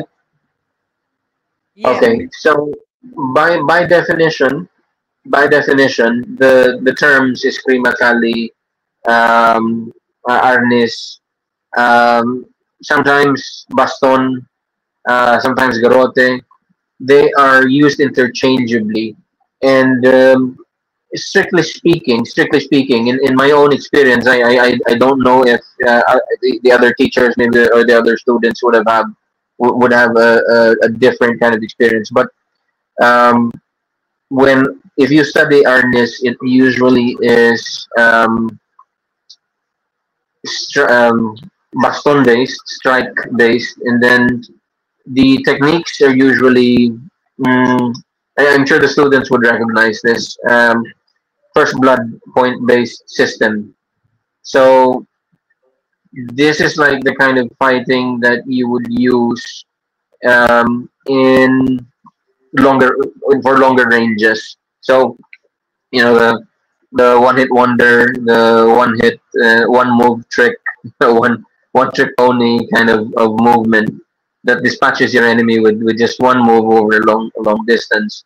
And then when I got introduced to Eskrima, and I take a look at all the different schools for Eskrima, the main, the common thread, the unifying thread between them tends to be the media corto range. So very close and usually multiple bludgeonings, as opposed to Arnis forms, which tend to be more longer range. Although both of these schools would also have their short and long range fighting systems.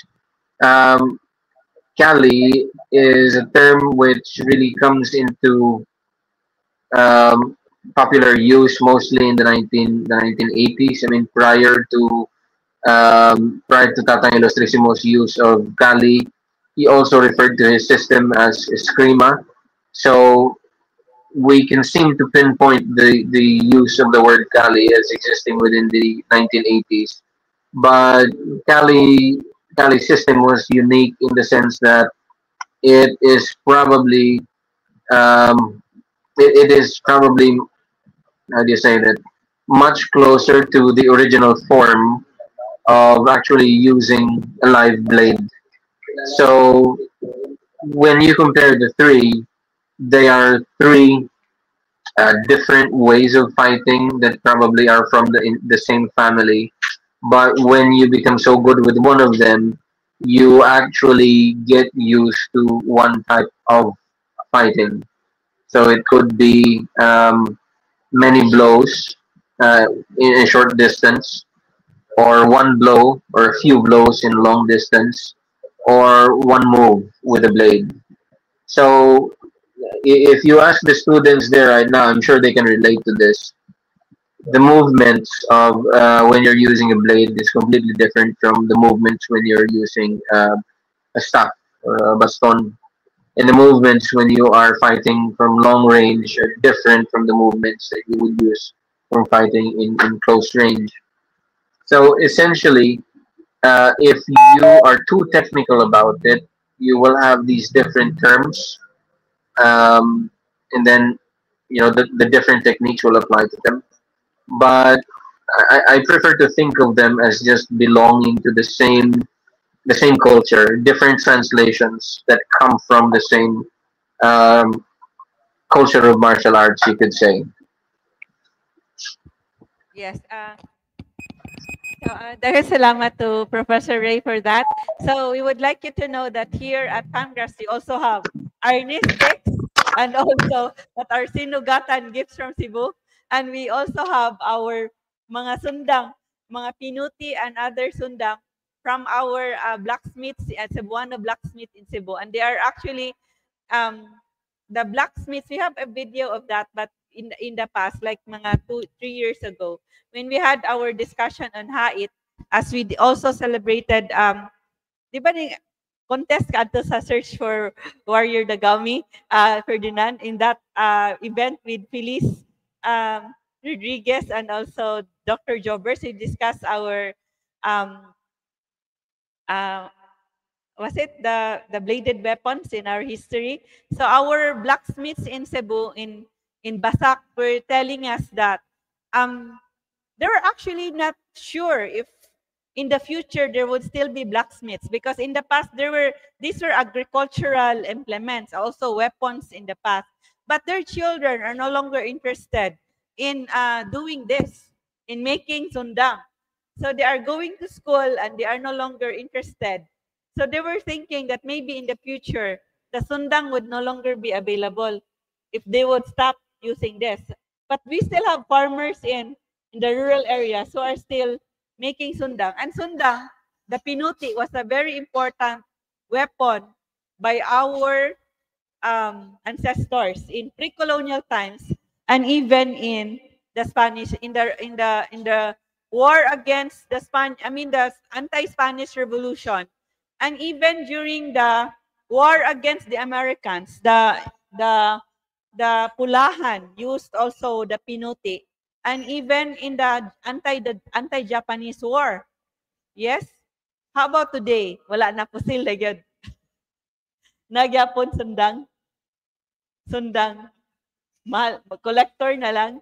So we don't know. Maybe in the aside from sundang, if you run out of bullets, then you will have sundang, di ba? And then so now we would like so now we also have these books here to trace our history. So an heritage in Cebu, more Cebuano than we admit. There are so many articles here about our Cebuano culture and from the different authors. This book is edited by Dr. Rizel Mujares and Dr. Hope Saban-Panyu. We also have the book More Hispanic Than We Admit. So we are more Spanish than we admit, more Hispanic than we admit. So our culture right now is usually syncretic. So even Arnes or Eskrima is even syncretic, using the anting-anting, the prayers of ancient, the orasyon, and even tattoos. And but still, it's a mixture of the foreign. There are foreign elements, and with also, we have even a book, more tumboy, more book bakla than we admit. So I still haven't read this. I still have to read this. But everyone has tumboy and bakla in them. But then in our history, in our culture, in pre-colonial times, the gays were considered to be most powerful as they become spiritual leaders because they have the both worlds. So we also have the book, Kaagi Ag Kabilin, about the in pre-colonial times until the Spanish period. So there is an article here about the practice of the flowers in the karo that is being used as a palihi. It's here. There's an article here by the professors also from the Divine Word University in Bohol. And also, Puod, it's also about the kasaysayan at kalinangan ng mga pamayanang maritimo sa Pilipinas, the maritime history of the culture of the Philippines and culture. And Ilaya, Ilawod, also ang bayan sa harap ng hamon ng kolonisasyon. Nahurot na gid ako libro nga with me here.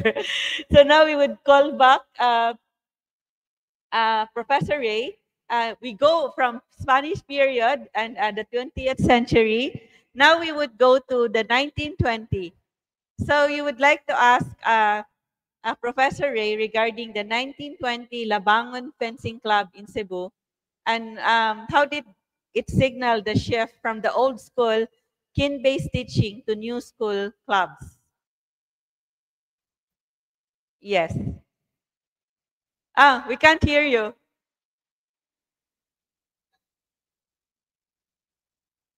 Yes. Nanang audio? Yes. Ha? Nag-change ka o kuan? So we can't hear you. So, mag-fix ta sa audio? Ha? So mas okay to last time, Ray, the one that you used a few minutes ago. It was better. We can hear you from that gadget. So we would go back to Professor Ray. So we would, I would read some of the questions here. So and comments from the audience. So Ferdy says maybe Palmgrass, the Cebu Heritage Hotel, should lobby for the historical marker for Warrior Dagami. So we would like to ask the help of the Cultural and Historical Affairs Commission for this. Because of course we could lobby for this, but it would be the Cultural and Historical Affairs Commission who would be working for this, right? So, and then of course we have also daghang salamat to Carmelita Joven Diarisco is the Eskrima, one of the military tactics applied by our Filipino soldiers, making other foreign military men in awe of their skills in warfare. So they use Eskrima in fighting. So they use what they learned, and also even their pre-colonial ancient method of fighting, they used it. And when Leon Kilat knew Eskrima, Arcadio Maxilom knew Eskrima, Lourdes Apostol, blessed day po, watching from Tipas Elementary School. Darlene is watching from Pateros Napindan Integrated School. Brendon is saying, kapilitaan ang libro. So the books are available here at Pamgras, Basahanan. You please send us a message and the team will respond to you. Question from Ferdy, were women in early times also mastered and resorted to harness in the struggle for self-defense? We know that the Teresa Magbanwa was also a general in the battles against the Spaniards, Americans, and even against the Japanese. Of course, so they should have learned arnis or eskrima or the how to fight with bladed weapons and even sticks or so we have Claire Ann watching from Tipas, Mel's also watching from Tipas, and Jomar, Zell, Jude, Jude Gelig is saying, accordingly, eskrima comes from isgrima, harness comes from harness, and kali comes from kamot and lihok combined. Kali. Maybe Professor, teacher, instructor Vincent is also an FMA advocate would be able to answer this in a few minutes. So can we go back to now to Professor Ray regarding the 1920 Labangon Fencing Club in Cebu? Could Yes. you hear me now, Mom? Yes, yes. We can hear you Okay. now. So, Tini was actually the one who introduced me to the history of the Labangon Fencing Group. And I came up with the terminology old school as opposed to new school, with the way that FMA was actually not commercialized before the 1900s, and then how it was commercialized during the American period onwards. So the introduction of the Labangon Fencing Group was groundbreaking in the sense that it was actually the first. It still appears to be the first instance when you could actually have access to technical skills or knowledge that used to only be reserved for members of a community. And what was interesting about the Labangon Fencing Group was that it became a repository for different kinds of fencing. So not only did you have access to one group's fencing style, you had the potential to learn the different styles from uh, different groups, so long as you could pay a membership for the fencing group. So it is by dropping that kinship networks, the learning only based on the filial community, for example, and then suddenly switching all of that in exchange for profit. So that's what I meant when I used the term the new school or the new style.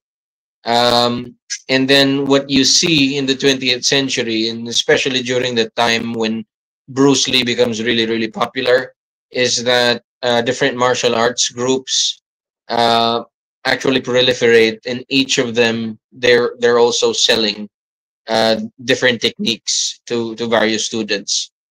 So the old school system is so very very reserved. You would never find something like that um, in the old way of circulating or teaching FMA. Yes. So daghang salamat, Professor Ray, for that. So now, I would like to ask regarding the Hoygo Todo dual story. So why is this? Why are these stories important in the prestige and identity of the Visayan martial lineages? So do we still have Professor Ray? May we show him? Sorry, could you say that again, ma'am? I'm having trouble with my speaker. So we would like to ask about the Hoygo is in your paper. So about the Hoygo Todo dual stories. Why is this important? In this, why are these stories important in the identity and prestige of the Visayan martial lineages? Okay, okay. Right. So the very very simple answer for that has to do with prestige. Prestige either in the form of masculine prestige or prestige in the form of skill prestige. So one paper I'm still trying to develop at the moment is looking at basically the idea that people who are so good at any martial art and they're teachers in those martial arts, right? They tend to um, or their students might be doing this, but they tend to boast about prowess, martial prowess. But then they issue a challenge, they issue the willingness to accept any challenge, but then no challenge actually, no actual confrontation happens because what is really going on is kind of like a marketing of social and political capital. And what you mean by that basically is what you want to create is the impression that you are really really good and you're undefeated, and then to actually accept the challenge poses the risk of ruining that winning streak or that reputation. And so what they're really really after is the prestige of being able to boast, rather than actually their willingness to follow up on a challenge. So no self-respecting master, for example, would actually be willing to enter into a fight where they might potentially lose credit, some kind of martial or political credit for losing in a fight. And that's the thing about getting into a fight. Sometimes you win, sometimes you lose. Most of the times you may win, but at least one of those times you might lose. And the risk of losing is actually really, really dangerous if you are trying to create a name for yourself you know, in a community of martial arts teachers. And so the phenomenon that is really interesting is that everyone just wants to make it appear that they are actually really, really good, but they're not really willing to get into an actual fight because it risks their reputation. They might ruin their reputation if they ever lose in that fight. And what you find in all these different cases of Fuego Todo, for instance, are similar patterns of that same phenomenon of building prestige and preserving prestige. I hope that made sense. I hope my description made sense, Mom. Yes, thank you for that. So, is there a specific example, like what does Hoygo and Todo mean? And then does these duels, do people die here? So does this mean that they would issue a challenge to another Eskrima group or Eskrima club, and then they would fight to see who are the best fighters? Are people dying in these duels? Yeah. Do people Right. die? So yeah, Meaning the term actually becomes really popularized. It's popularized in Cebu. Um, I haven't really encountered the term being used either in Negros or in Panay. I think the colloquial term that Ilonggos have for it is simply sport or spar. But juego todo, the first time I ever encountered it was a Cebuano concept. If you do the translation, it means hard play. Um, todo literally todo means all, but todo is also the Visayan word for hard or powerful. So juego is to play. Um, so juego todo is like a powerful play or a hard play. And the idea basically is sparring. It's a sparring match. But it was also interchangeably used in the context of a duel. And so there are some artistic reconstructions or narrative reconstructions of it where people actually die. You will see references to that if you ever watch the documentaries Escrimador or Escrimadores or The Bladed Hand. Um, for example, with reference to the experiences of with the love-hate relationship between Doce Pares and Balintawak. They used to love hating each other in the I didn't think it was in the 70s or the 80s, must have been something like that. But then that's the heyday of Fuego Todo. And the idea of that is yung framed within the context of sparring in order to figure out who the better student is or who has the better technique. So that's salamat to Professor Ray. We would have the last question for him in a while. So now we go to and stay tuned for the earnest demonstration from the CTU. After this question, I have a question for two questions for uh, for a CTU instructor Vincent. How popular is Eskrima in Cebu today, and what are some well-known clubs? May we have Vincent, please? Yes. How popular is Hello. Eskrima in Cebu, and what are some well-known clubs or schools teaching it? So, to follow up, Sir Professor Ray's way back before the Juego Todo, no, to make it popular today, the way back before the Juego Todo is a match with no armor. No, they play with sticks, no, all out play. So, um, I would like to coin the praise of SGM Johnny Cañete, where he says, no parent in the right mind would let her child play or practice arnis if those kind of play kay walay armor. So walay ginikanan. There's no man, no parent in the right mind would introduce his children into arnis if that kind of practice or plays are not safe for the children. So that's why they improve and innovate the Screama into full contact sport with armor and everything. That's why during that time in Cebu Coliseum, then the people were upset because they thought the sparring, the Juego Todo that they will see in the Cebu Coliseum was no armor play, but instead, nana armor.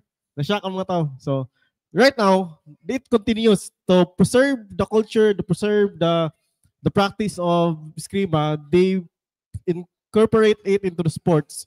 And the thing happened, it boosts the popularity, as well as it was mandated by the government by although the law was not properly implemented, but again the propagation of arnis similarly grow In the LGU, we have part of the grassroots program, and then in the neighboring municipalities and cities in the Lapu-Lapu and Mandawi, they have been doing training for the kids, training for the youths, and the Department of Tourism has been catering training programs, incorporating trainings for the foreigners, for the tourists, and do what we call club visits. No, so right now, from the past, on our time, we can only see Arnis a little not that popular, but right now there's a difference. No, not that big, but there's a difference.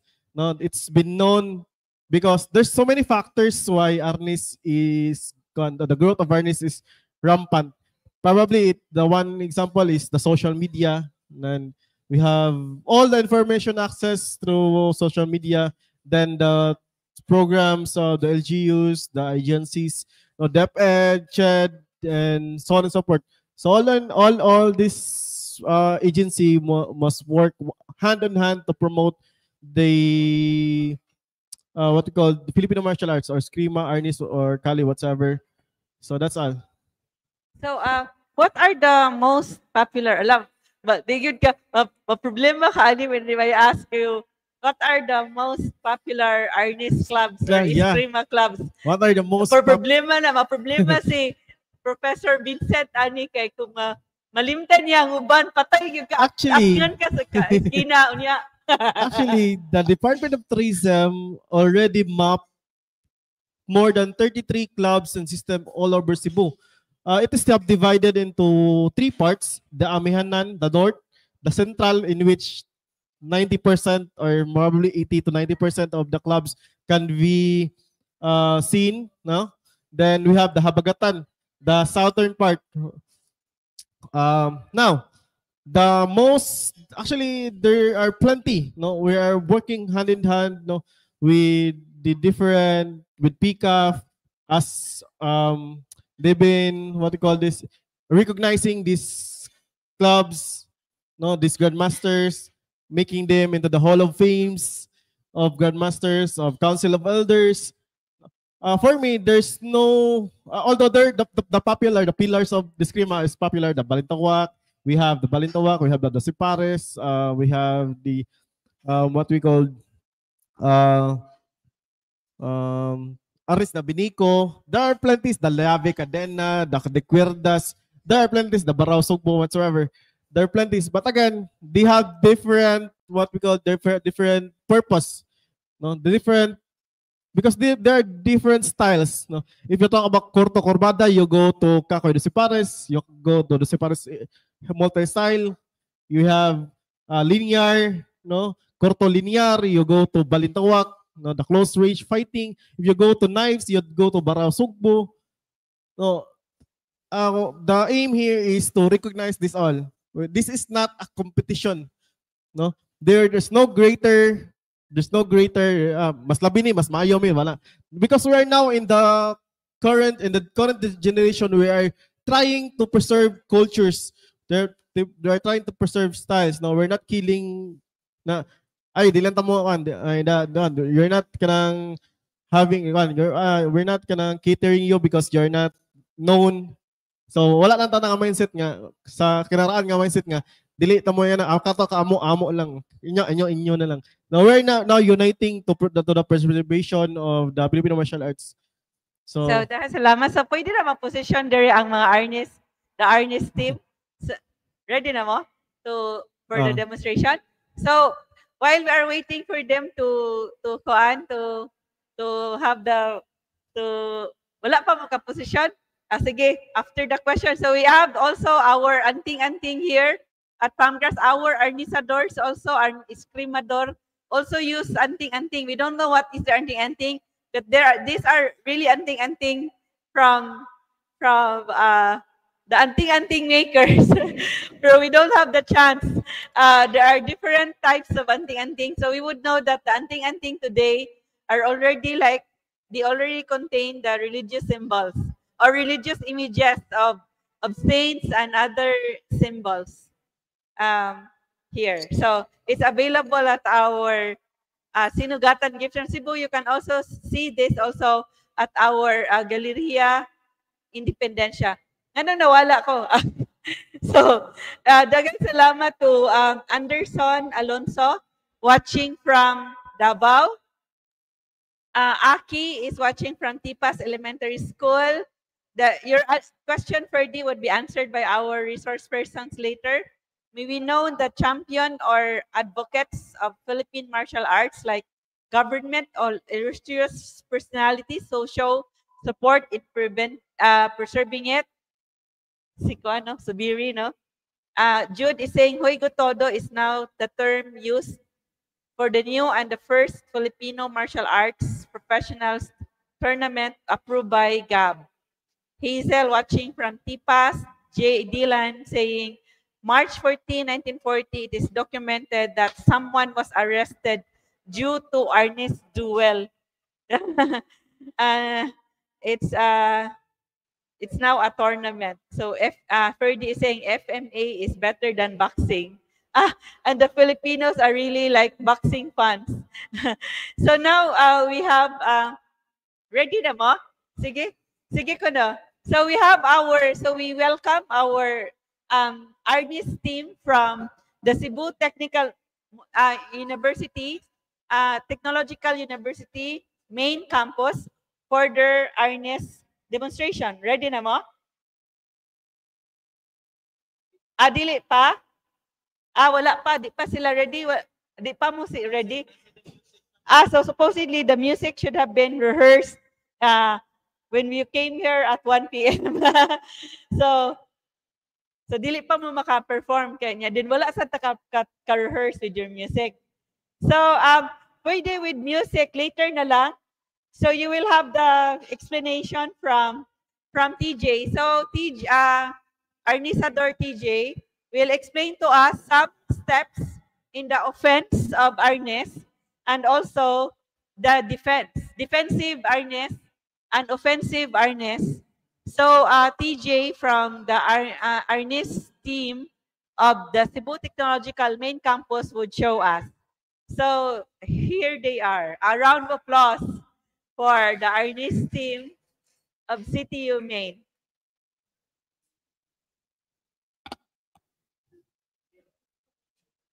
All right, so good afternoon, everyone. So we are the CTU Arnis team, and we're going to show you the basic strikes and also the defenses. So, but first that we're going to show you guys are the 12 common strikes. All right, so first we're going to show you the fighting stance. Okay, fighting stance move. Okay, so this is what we call the fighting stance. So this basically means that we are ready, right? We are ready to strike and we are ready to fight. All right. So the first one, okay, move. All right. So this is what we call the inside diagonal strike. So the target of this one would be the left shoulder. All right. The second one, move. All right. So this is what we call the outside diagonal strike. So the target would be the right shoulder. So it is just the opposite of the inside diagonal strike. So next would be the third one. All right, move. So in the third one, it is called the inside horizontal strike. So basically, the target of this one would be the stomach, and it is executed through, horizontal. So the fourth one would be move. So the fourth one is just the opposite of the third one, which is the inside horizontal strike, but this is called outside horizontal strike. All right, so fifth one. All right, so in the fifth one, it is called frontal thrust. So basically, they are just trying to thrust the stomach, all right, the center of the stomach. All right, next, the sixth one, move.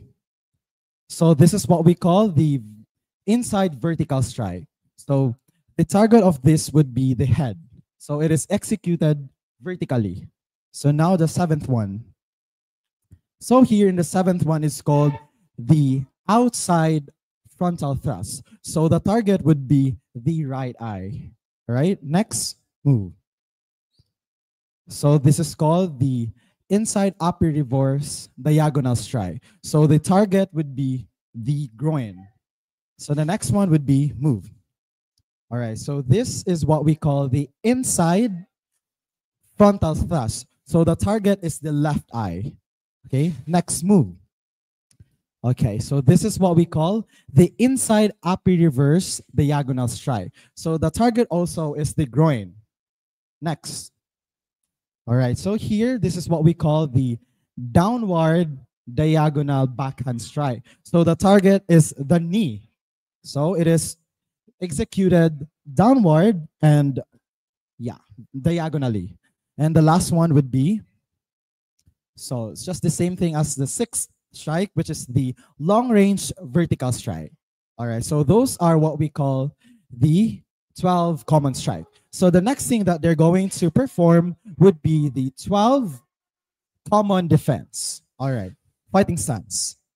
So in the 12 common defense, so the first one is move. So in the first one, it is to defend against an inside diagonal strike, while what we did earlier, which is the 12 common strike. So the second one would be move. So here it is to defend against an outside diagonal strike. So the third one, move. So here it is to defend against an inside horizontal strike. So the fourth one, move. So here it is to defend the outside diagonal strike. So the fifth one, move.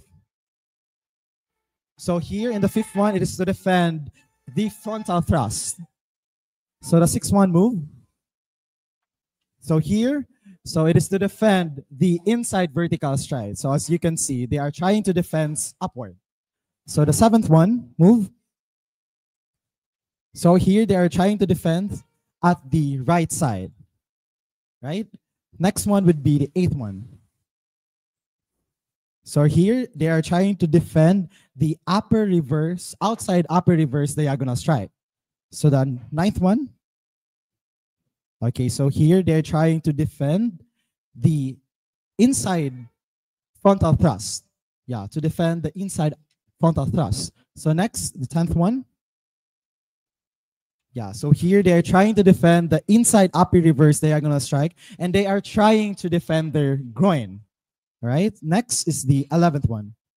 So here, it is to defend their knees, which is earlier we have discussed about the downward diagonal backhand strike. So the last one would be move. So here, it is to defend their head and trying to defend the inside diagonal, inside vertical strike rather. So I think that's all. So what we did earlier are called the 12 common strike and also the 12 common defense. I think that's all. Thank you. A round of applause to Arnisador TJ for explaining to us, and thank you very much to the CTU Arnis team for showing to us how Arnis, what are the steps in the defense and offense of Arnis. So they will come back for another demonstration with music. So it's like a performance in a while. They will come back later. Daghang salamat. So now we go back to CTU, there is CTU instructor. Unsa man ni mo ni nagtudlo? Congratulations to the instructor. And so we have Vincent. Pwede naman nato i-show. Pwede namin i-show. Michael kami. Pugay. Yay. Congratulations. So we're so amazed with the talent and the skill of the youth for learning our own native martial arts. Pwede ma-remove ng medal, Michael? Yes? So stay tuned for our Search for Warrior Dagami 2025 happening tonight at our 7th floor. So now we have our question for CTU, the teacher. So if you have seen the students of CTU demonstrating to us very well how Arnis steps, the offense and defense step, defensive and offensive stance of Arnis is being done. It's because they have a very good teacher, and we have Vincent here. So we would like to ask also regarding since Eskrima is weapons based, so and how does it change the way we think about self-defense? So is it is it just self-defense? Is it offense? So unlike any other martial arts, that is Skrima is kind of different because unlike any other martial arts, that you start with the empty hand, no, learning how to punch, no, how to kick, how to grapple. Then after the higher the mastery you have, no, the higher the complexity that you will learn, no. Magsugod, you will start with the weapon. Another martial arts, no, you start with the empty hand to the weapon, no. In FMA or Eskrima or Arnis, you start with the weapon, no. The basic is the stick. You start with the stick. The higher the mastery you have, then you go to the weapon, the bladed weapon. After that, you know how to defend the bladed weapon. You go to the empty hand and grapple, how to lock, how to kick, etc. So it's different, no. Arnis is one of the most complete martial arts because of this concept. No, you start with the weapon. So, for example, if you go to the Hollywood, no, the some of the choreography in the Hollywood filmmakers, they will always know there's a high chance that FMA is part of the choreography because of this complexity and all of this concept of weapon based, no, in the choreography. So again, the involvement of the difference of this is FMA is a weapon based, but again, it's a complete martial arts. Not only weapon, because the concept nga, why nga nang mag-at-on mo kung arnis nga, di mo ko mag-dagstick pirmi. That's the concept. But they didn't know the concept of the stick is just the same of the concept of the empty hand. No? It's the same. Probably na complexity na ito, different level. But again, FMA or Filipino martial arts, Arnis or Eskrima is a complete package of martial arts. Because yes, because so if it's empty hand, it's just like karate. Yeah, probably pwede ka karate, it could be taekwondo, Muay Thai, and boxing, whatsoever. Empty hand with you kick with. You can kick. There's a curriculum in Filipino martial arts, Arnis, Eskrima, that kicking is part of the curriculum. Punching is part. That is the higher level. But on the basic part, you start with the stick, the impact weapon. Then you go with the bladed weapon, knife, swords, and whatever. And then you go with how to defend yourself with a stick, with the empty hand. If you're strike with a stick, if you're thrust with the knife, if you're strike with a bolo or any bladed weapon, then how to lock, grapple, and so on. In fact, naitag gitawag dumog, no? Sa unang panahon, natay, the older times, people will go to the tabuan, and then we'd go challenges the manlalayog. The term is layog or they would go challenge to a layog fight, no? Magdumog na sila niya. Sa base para mga sa kong resource person, responded. Kaya I've been documenting this one. Ayun siya, yung lolo daw kay kanang manlalayog niya. Uli kay magdagantang sa bugas, something like that. But this time is part of the tabo, no? Social na siya, social significance, na siya economic significance. So kana siya, FMA schemas or FMA does not only revolves in the single or the weapon base, but it's all that's all around martial arts. So dahil salamat. Tudagang kita question, but then time is running out. So we thank Ellie Sahunya watching from Cagayan, North Mindanao. So dahil salamat for joining us. Ferdy is saying FMA is better than boxing for our youth to engage in. So we have our last question for Professor Ray. We will also give the last question for Vincent, and we will have the open forum if there is still a reaction from our on-site audience. So we would like to ask Professor Ray regarding, I think this is in your paper, how has Filipino martial arts contributed to shaping Filipino nationalism and the construction of a shared national identity? The short answer I have for that siguro ma'am is yung passion natin for FMA is one articulation of how we love being Filipino. So there are many ways in which being Filipino is expressed, and maybe yung teacher ko po na si Bambet Dulay, yung nakapag-express sa kanya the best way that I think possible. Yung sabi po niya is yung kultura of movement in FMA is uniquely native, it's uniquely Filipino. So if yung body ng Filipino is uniquely Filipino, iba po tayo gumalaw kumpara sa mga neighbors natin. We move differently from the Japanese, from the Chinese. And if you actually take a look at the way that Filipinos move, socially, physically, the way they conduct themselves towards each other, there is a different way that we move compared to, say, Malaysians or Indonesians.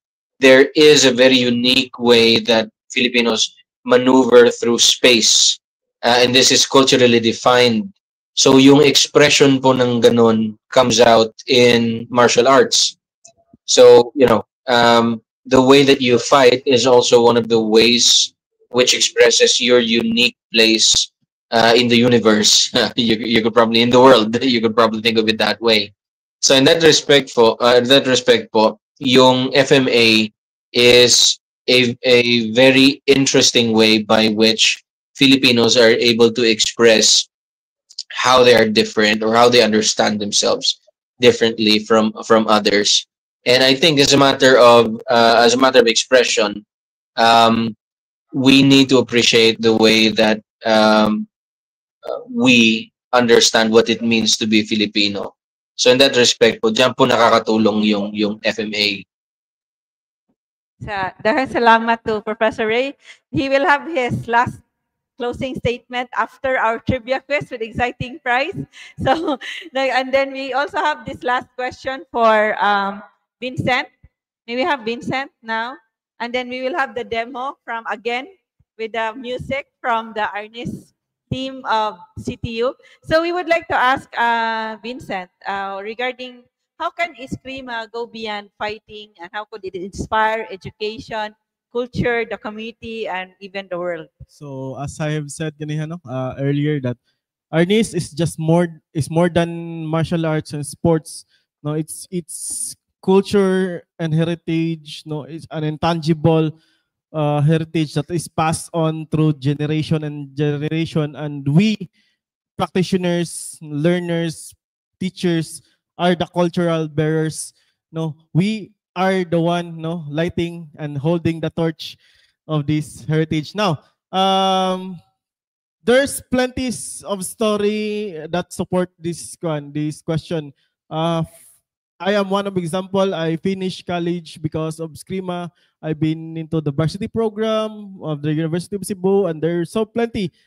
One of our colleagues we are all professional. We are all professionals na.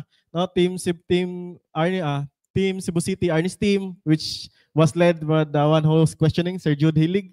He's our coach. No, he's now in Cagayan. But these kinds of story, from rag to riches, similar stories from student, athlete to professionals. These ones are the supporting one, but there's plenty. No, from Grandmaster, from one of the greatest stories that ipatakid sa akong one is the story of Grandmaster Bobby Tabada.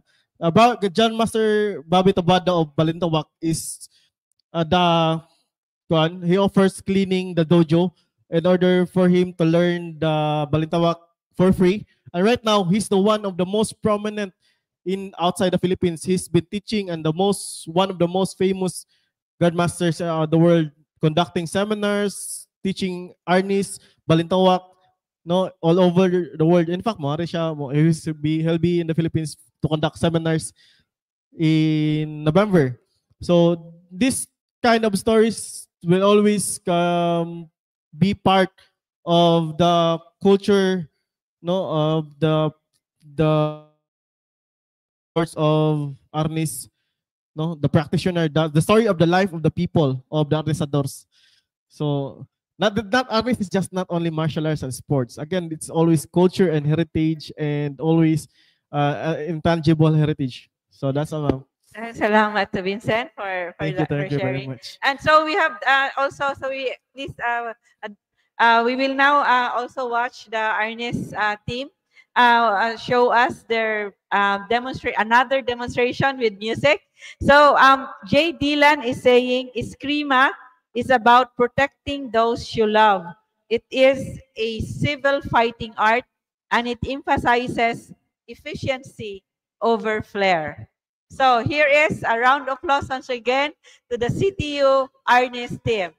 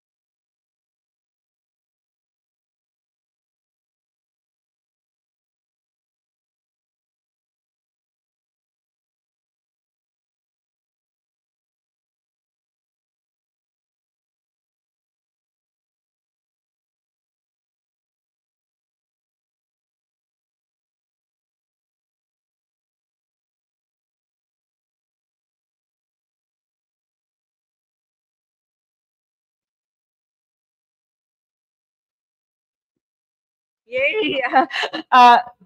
Big salute to our fierce warriors of the CTU Arnis team. Very beautiful, very fierce performance. Congratulations. So, kinanglan good mo og any prize.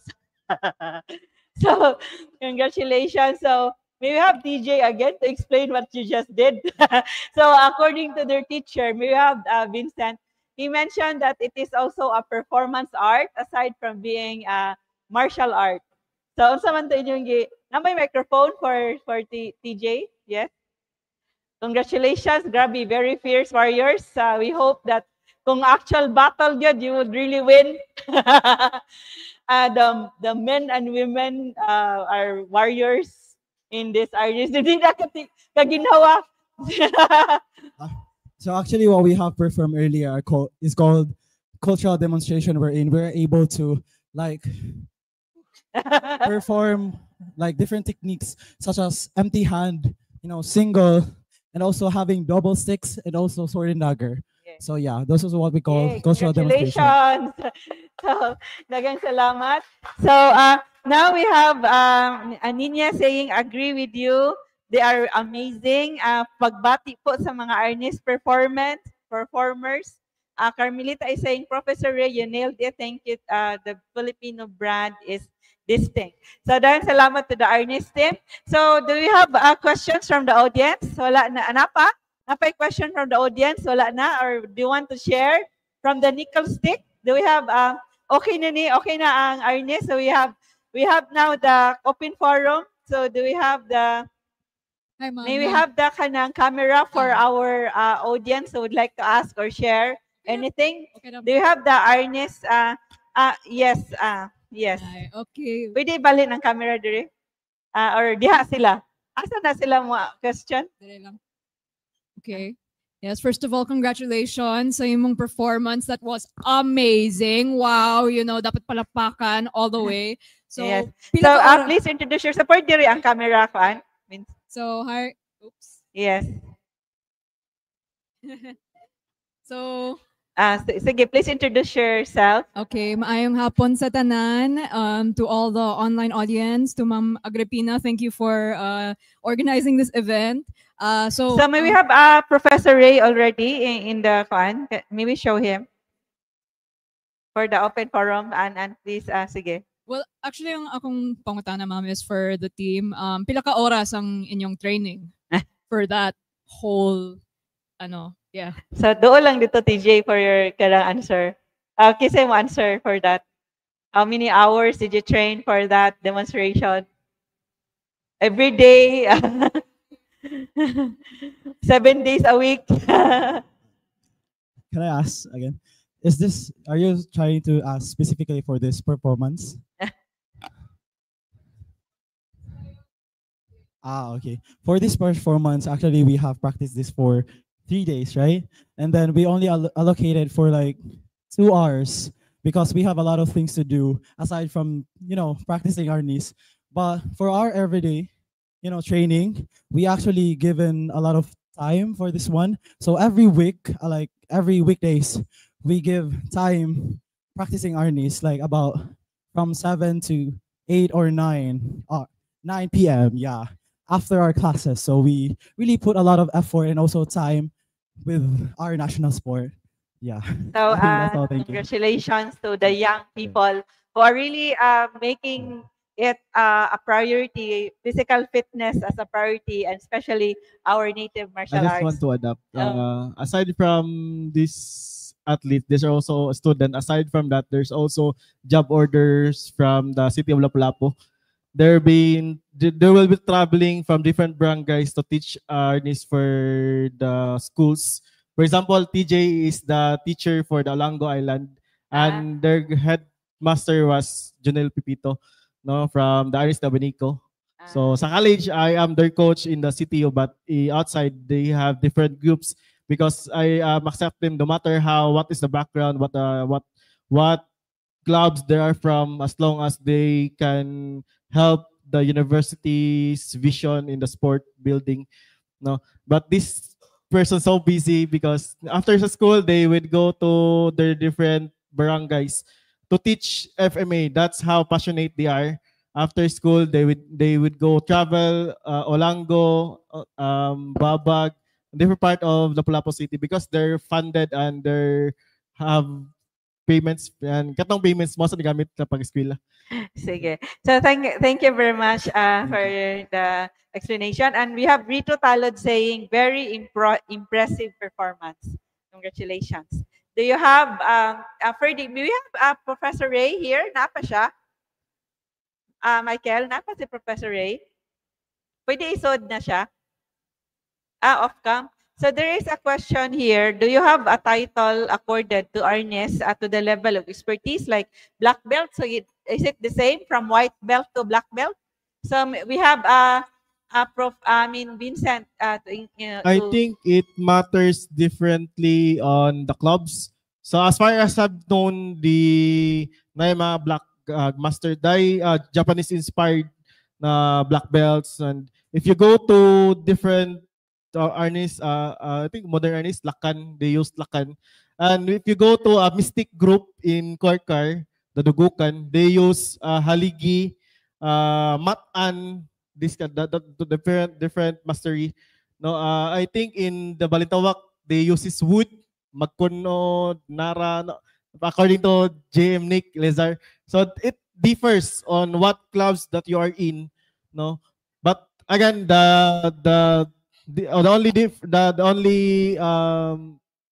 nagpareha sila is the level, but the terms they use is different. Yes, so dahil salamat. So we don't have any more questions. Is there someone who would like to add?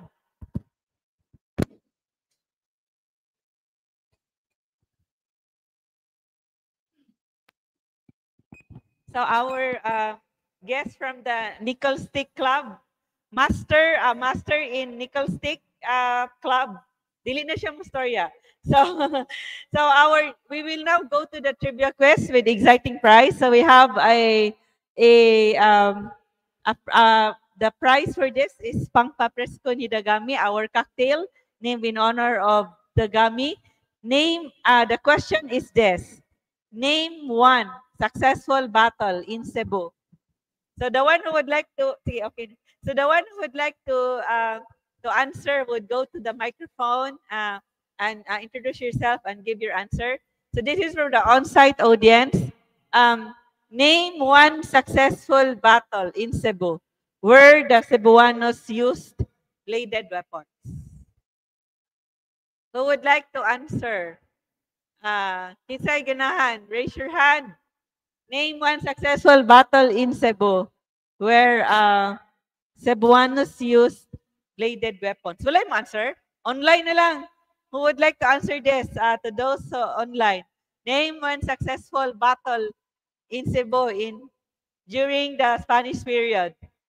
Wala yung example, no? Or ganahan mo, American period or Japanese. Ako, di ko kabalo sa Japanese. Mo answer ka, Kuan? Kisa yung answer. Wala, online na lang. So, sige ko, no? From the RU's team, kisa yung answer. So, you go to the microphone and give your answer.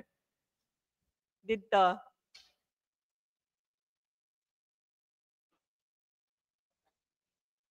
What's your name? So, pwede na ito ma-show ang camera. Yes. Yes. Wala makita. Hello.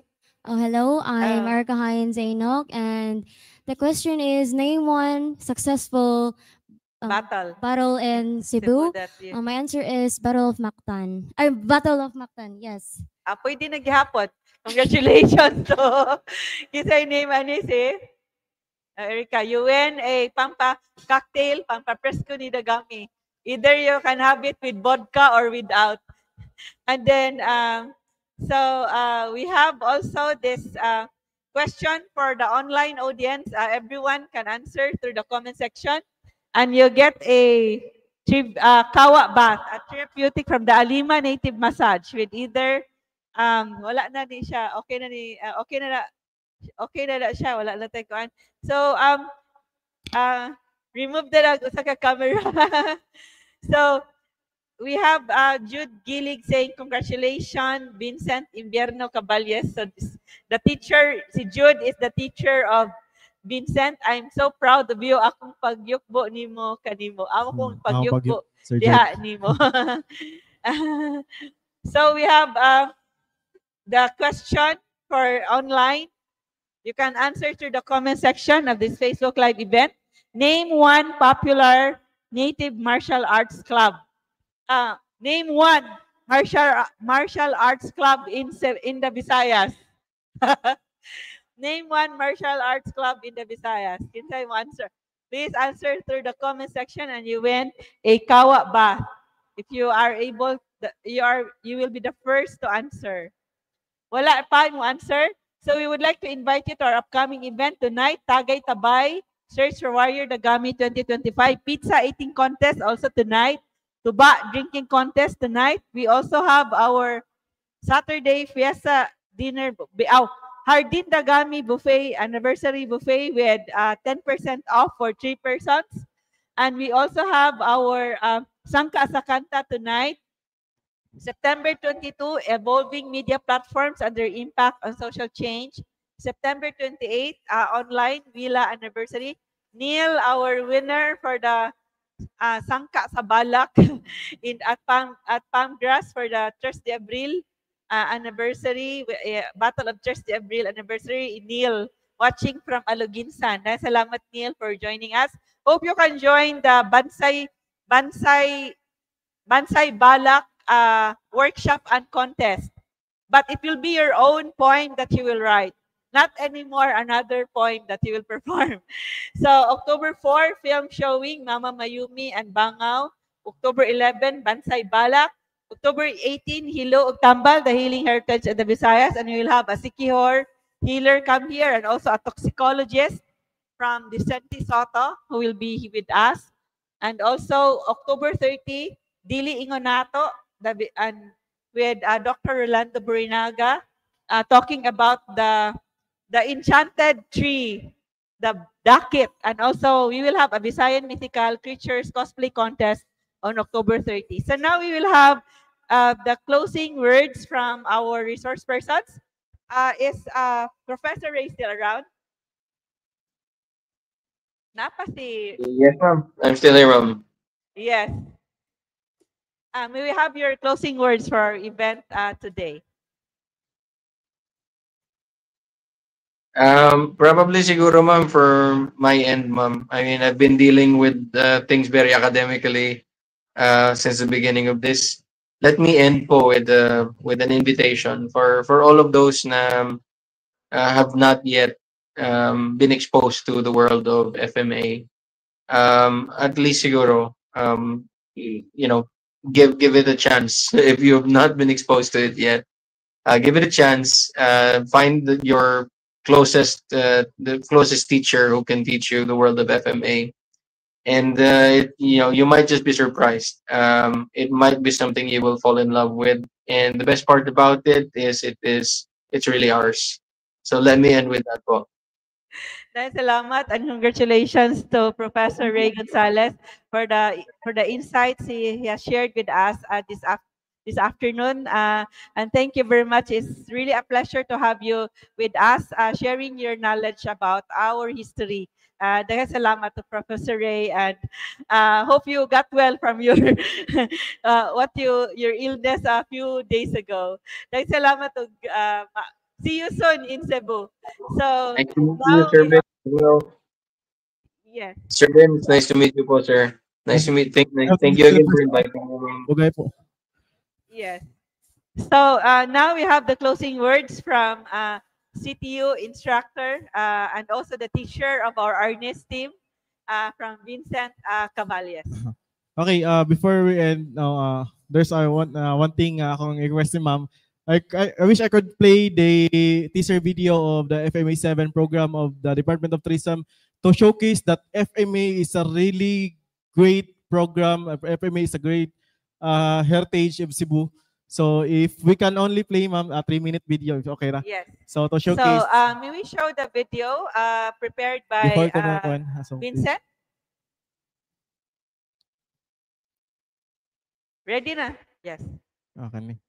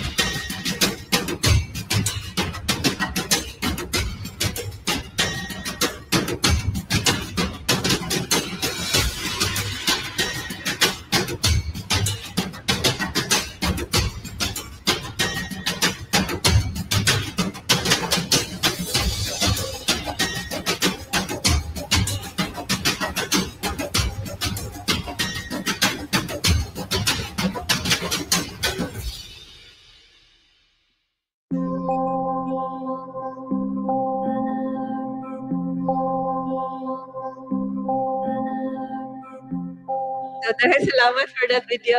So again, I would like to encourage everyone to learn FMA because this is our heritage and we will be our cultural bearers, everyone. Again, daghang salamat, daghang salamat. Daghang salamat to Vincent. So, Jude is saying daghang salamat sa pag-feature sa FMA discussion at Pamgrass. Akong pagyukbo diha kaninyo. Carmelita is saying, thank you, Vincent. I am more convinced to learn the world of FMA. So magtutuon na yung kag Arnes and Eskrima. Ferdy is saying, nice video and exhibition. So daghang salamat daghang salamat to everyone who joined us. Congratulations to the trivia quiz winners, and thank you very much to our resource persons, Professor Ray Gonzalez and Vincent Caballes. Daghang salamat to our partners at Trust the Abril Foundation Incorporated, the Yandi Heritage Center, and daghang malipayong pagsaulog sa ikasiyam nga tuig sa Hardin Dagami. Maayong gabi natong tanan.